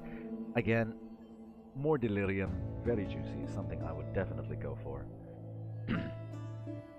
So you basically have you have a 10% chance to have layers of delirium, which may mean more difficult areas or more difficult delirium encounters. And then you have you have the persecutory delusion, which will give you delirium monsters in the areas to delirium encounters to have a higher chance to spawn unique bosses. And then those delirium bosses will drop 100% increased simulacrum splinters and also drop unique cluster jewels. This means that you will not need to go to a simulacrum to have a chance at getting a voices, a megalomaniac. Amazing. I'm sure this will definitely make the price of voices to just plummet. And this might be what a lot of other people might need, because a lot of them complain that I needed such and such voices because it's suitable for my build, but it's become so expensive because auto stackers benefit from it so much I cannot use them because they're so high, they're so highly priced. So at least this may be able to handle that imbalance of amount, because usually only the people who can farm simulacrums are the ones that can sell the voices, and it basically just becomes like a monopoly between the people who can farm the simulacrums, because they are the ones that can usually sell the voices, and the megalomaniacs. Anyway, that was just my that was just my 2 cents on it. And then delirium will have a 50% chance to generate 3 additional reward types. More rewards, more currency, juicy. Then you have the Ramdas passives, which will grant you a higher chance of spawning Kadiro, and Kadiro will offer the rarest of 5 chosen items, and Kadiro per Ramdas will offer 20% or 20%. Wait a bit. Kadiro per Ramdas' offers will cost 20% less per Ramdas coins. There we go. And next you have the Metamorph minor clusters, which will basically increase the risk and reward, because Metamorphs will have increased damage and life, but will have an immediate 50% chance for their rewards to be doubled, and you will contain an extra Metamorph. And then lastly, you will also have Incursion passives, where the incursions in areas will contain the Vile Flesh Merchant. What that is, I don't know, and honestly, I am afraid to know. I don't know what Vile Flesh that merchant is merchanting, and I don't want to be a part of that. But we'll have the other passives here, which grant more frequency of having Alpha missions, and Incursion Architects will drop an additional rare incursion item, which may be good.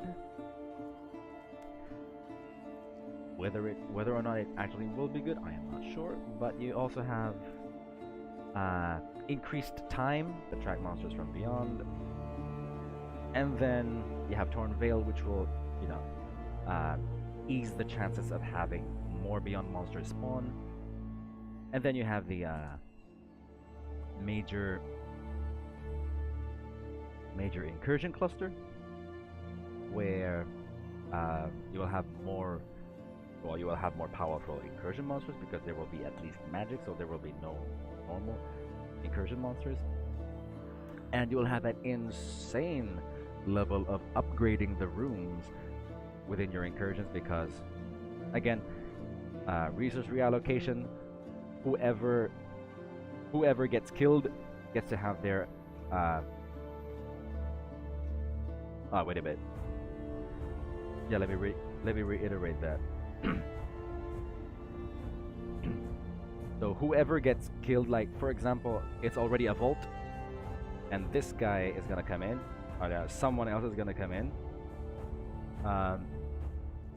You have a 50% chance on that tier 1 room to be upgraded to tier 3. And then with contested development, you have resident architects, like the people who are already there. Like if that is already a tier 2 area, and then you replace it with a tier 1 room, that tier 1 room will become tier 3, because it is already supposed to be tier 1, but it will already get the 2 tiers from that room. So it's an instant tier 3. That's gonna be great for some rooms. And that means, you know, easier chances on getting Locusts of Corruption, easier chances on getting Doriani's institutions, more profit. Because I'd actually personally sell them anyway. And basically you have your strong boxes, which are very nice for monstrous treasures, because you can open you have a 10% chance to have your strong box opened a second time, and then strong boxes will be corrupted, and strong boxes in area will be at least rare. But for me, you can, if they still have the sextant mod for that, I will just use that instead, so I can just allocate them into incursion and beyond to juice up the map even more. New Vastir, again, major clusters for Legion and for Nico, but for Nico, at least you have more. Sorry, my throat's running a bit dry. At least here, you'll have more frequency on getting Nico missions. So if you're still upgrading if you still have a low amount of sulfite, you can easily just come back here to New Vastil, get some sulfite here. And for the Legion though, this will be great for your people who are gonna try and rush your 4-way encounters to get the 5th map fragment, because you will have a 1% chance to drop. You will have timeless splinters dropped by the Legion monsters. Have a 1% chance to drop as an emblem immediately instead. It's basically the exile trinket applied for emblems. Very juicy. You know, we have additional rogue exiles, which I'm not sure if you shall like, but you know, whatever fits, you boot. And then you have Abyssal Army, so if you're going to farm those abyssal encounters, it's going to be great for you because this is quicker. And then you have the blight areas where you can basically gain more rewards, and you have more chances to have a blight encounter, and you can get a chance to drop, or the blight bosses will basically have a chance to drop an anointed jewelry item. And then you have the major cluster for metamorphs, where you can make an additional metamorph in the area after the first is dead. So if there are any spare samples left, you can run another, and then you will have a 10% chance to contain an additional metamorph encounter, or you have a 10% additional chance rather to contain a metamorph encounter. And then metamorph bosses will drop more item samples, and they will require less power to fill, so you don't need to make the choices for the top samples, so to speak, to fill up the vial. So at least you won't have to deal with overpowered metamorphs too much, so to speak. And then lastly, you have more harbingers, which is great if you have a nemesis mod, and then you have a nemesis sextant where they drop additional currency. They will spawn more rare monsters. Juicy, juicy, juicy, juicy. For me, at least. And then lastly, for Lira Arthain, you have more blight maps. You have better blight maps in general, because they will be found anointed. There's no chance on them not being anointed. It says that they will be. And then other maps that you will find within Lira Arthain, be it from an addition fast or twice as fast. So it will be beneficial. I guess it will be beneficial for someone who is trying to farm splinters if they have a huge amount of AoE. Spark people, I'm looking at you. Blade Vortex people, I'm looking at you. Exploding people, I'm looking at you. And lastly, well, not lastly, but you also have the Blight passive here, which will have basically more Blight monsters spawn, which I think will be good. At least for making towers, if you like making towers. And then you have overpowered Einhar, which is beautiful because you have more frequency on having Einhar missions, and you also have the Mighty Hunter. I will definitely get this. Einhar will deal 1000% more damage to unique monsters, which means bosses, not red beasts, bosses. So you can bring him to the difficult maps that you have, and he will be with you, and he will deal a crap ton of damage to the bosses in them. And Einhar remains in areas after his mission is complete. He literally will accompany you and complete the map with you. And natural selection, of course. Increased rarity of beast monsters, or red beasts. Juicy. You can get the Saka Wolves, you can get the Phatic Chimeras, the Phatic Wolf, the Phatic Lynx. Very juicy. And then you have the stash passives, where you'll have an additional chance to contain a smuggler's cache, and then you will have blueprints that will drop in the areas. Will have a 10% chance to be fully revealed. You won't need to use rogues markers. Great, because there will be definitely less acquisition of rogues markers, and smuggler's caches in areas have 100% increased chance to drop blueprints. So you will get those grand heists. And I'm pretty sure that the grand heists will still be viable to run no matter what their rarity now, because they will be rare in general. So maybe the rooms that have been previously ignored, the weapons rooms, the armor rooms, since they will be rare, you may have a chance to get some synthesized armors, synthesized weapons. Beautiful. If you can get an exploding one like what Empyrean Gaming did, oh, instant rich. Instant. So yeah, guys, that about covers it. Oh my god, we have gone through so much. Holy hell.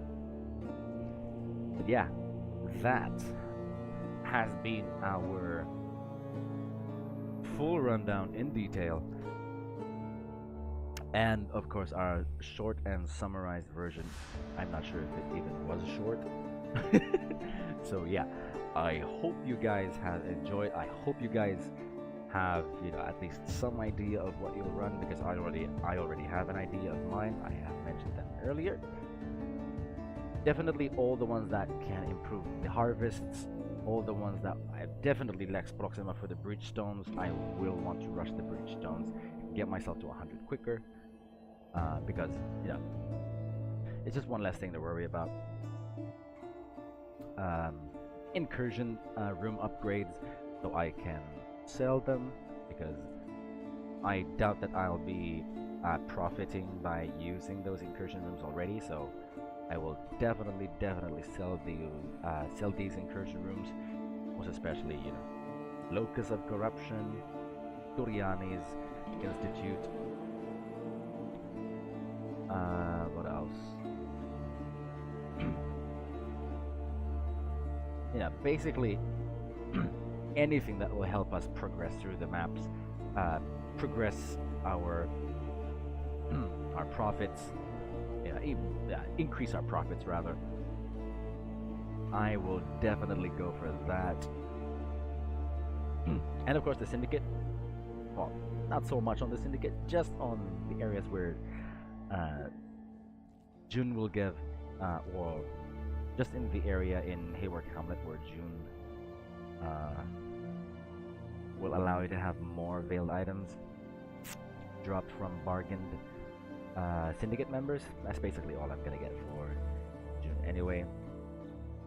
So yeah, that is basically it. Oh my god, we have gone through so much detail. It is really taking a toll on my head. I think I might have to get some paracetamol later. Holy hell. But yeah, the Atlas is very exciting. I just hope that the locking of the Watchstones does not kill the Atlas progression immediate. You know, like, I hope that the locking of the Watchstones doesn't kill our Atlas progression, because of course that gives us choice for everyone. I mean, I'm sure people will want, I'm sure some people would want to go for more powerful, like more frequent encounters. Of course, there's definitely going to be people that are going to go for the sulfite nodes. Some people are going to go for more syndicate. Some people are going to go more blight. It will be just completely up to you guys. I have just mentioned the things that I would feel be most appropriate for me, most especially because I love crafting and I love making currency in the game. So yeah, that's basically it. Again, so thank you guys so much for watching. It's amazing. I guess I'm just gonna run some, you know, some Siddhis maps later. Hopefully get something good. Yeah, I shall see you all tomorrow. Oh my god, that has just been amazing.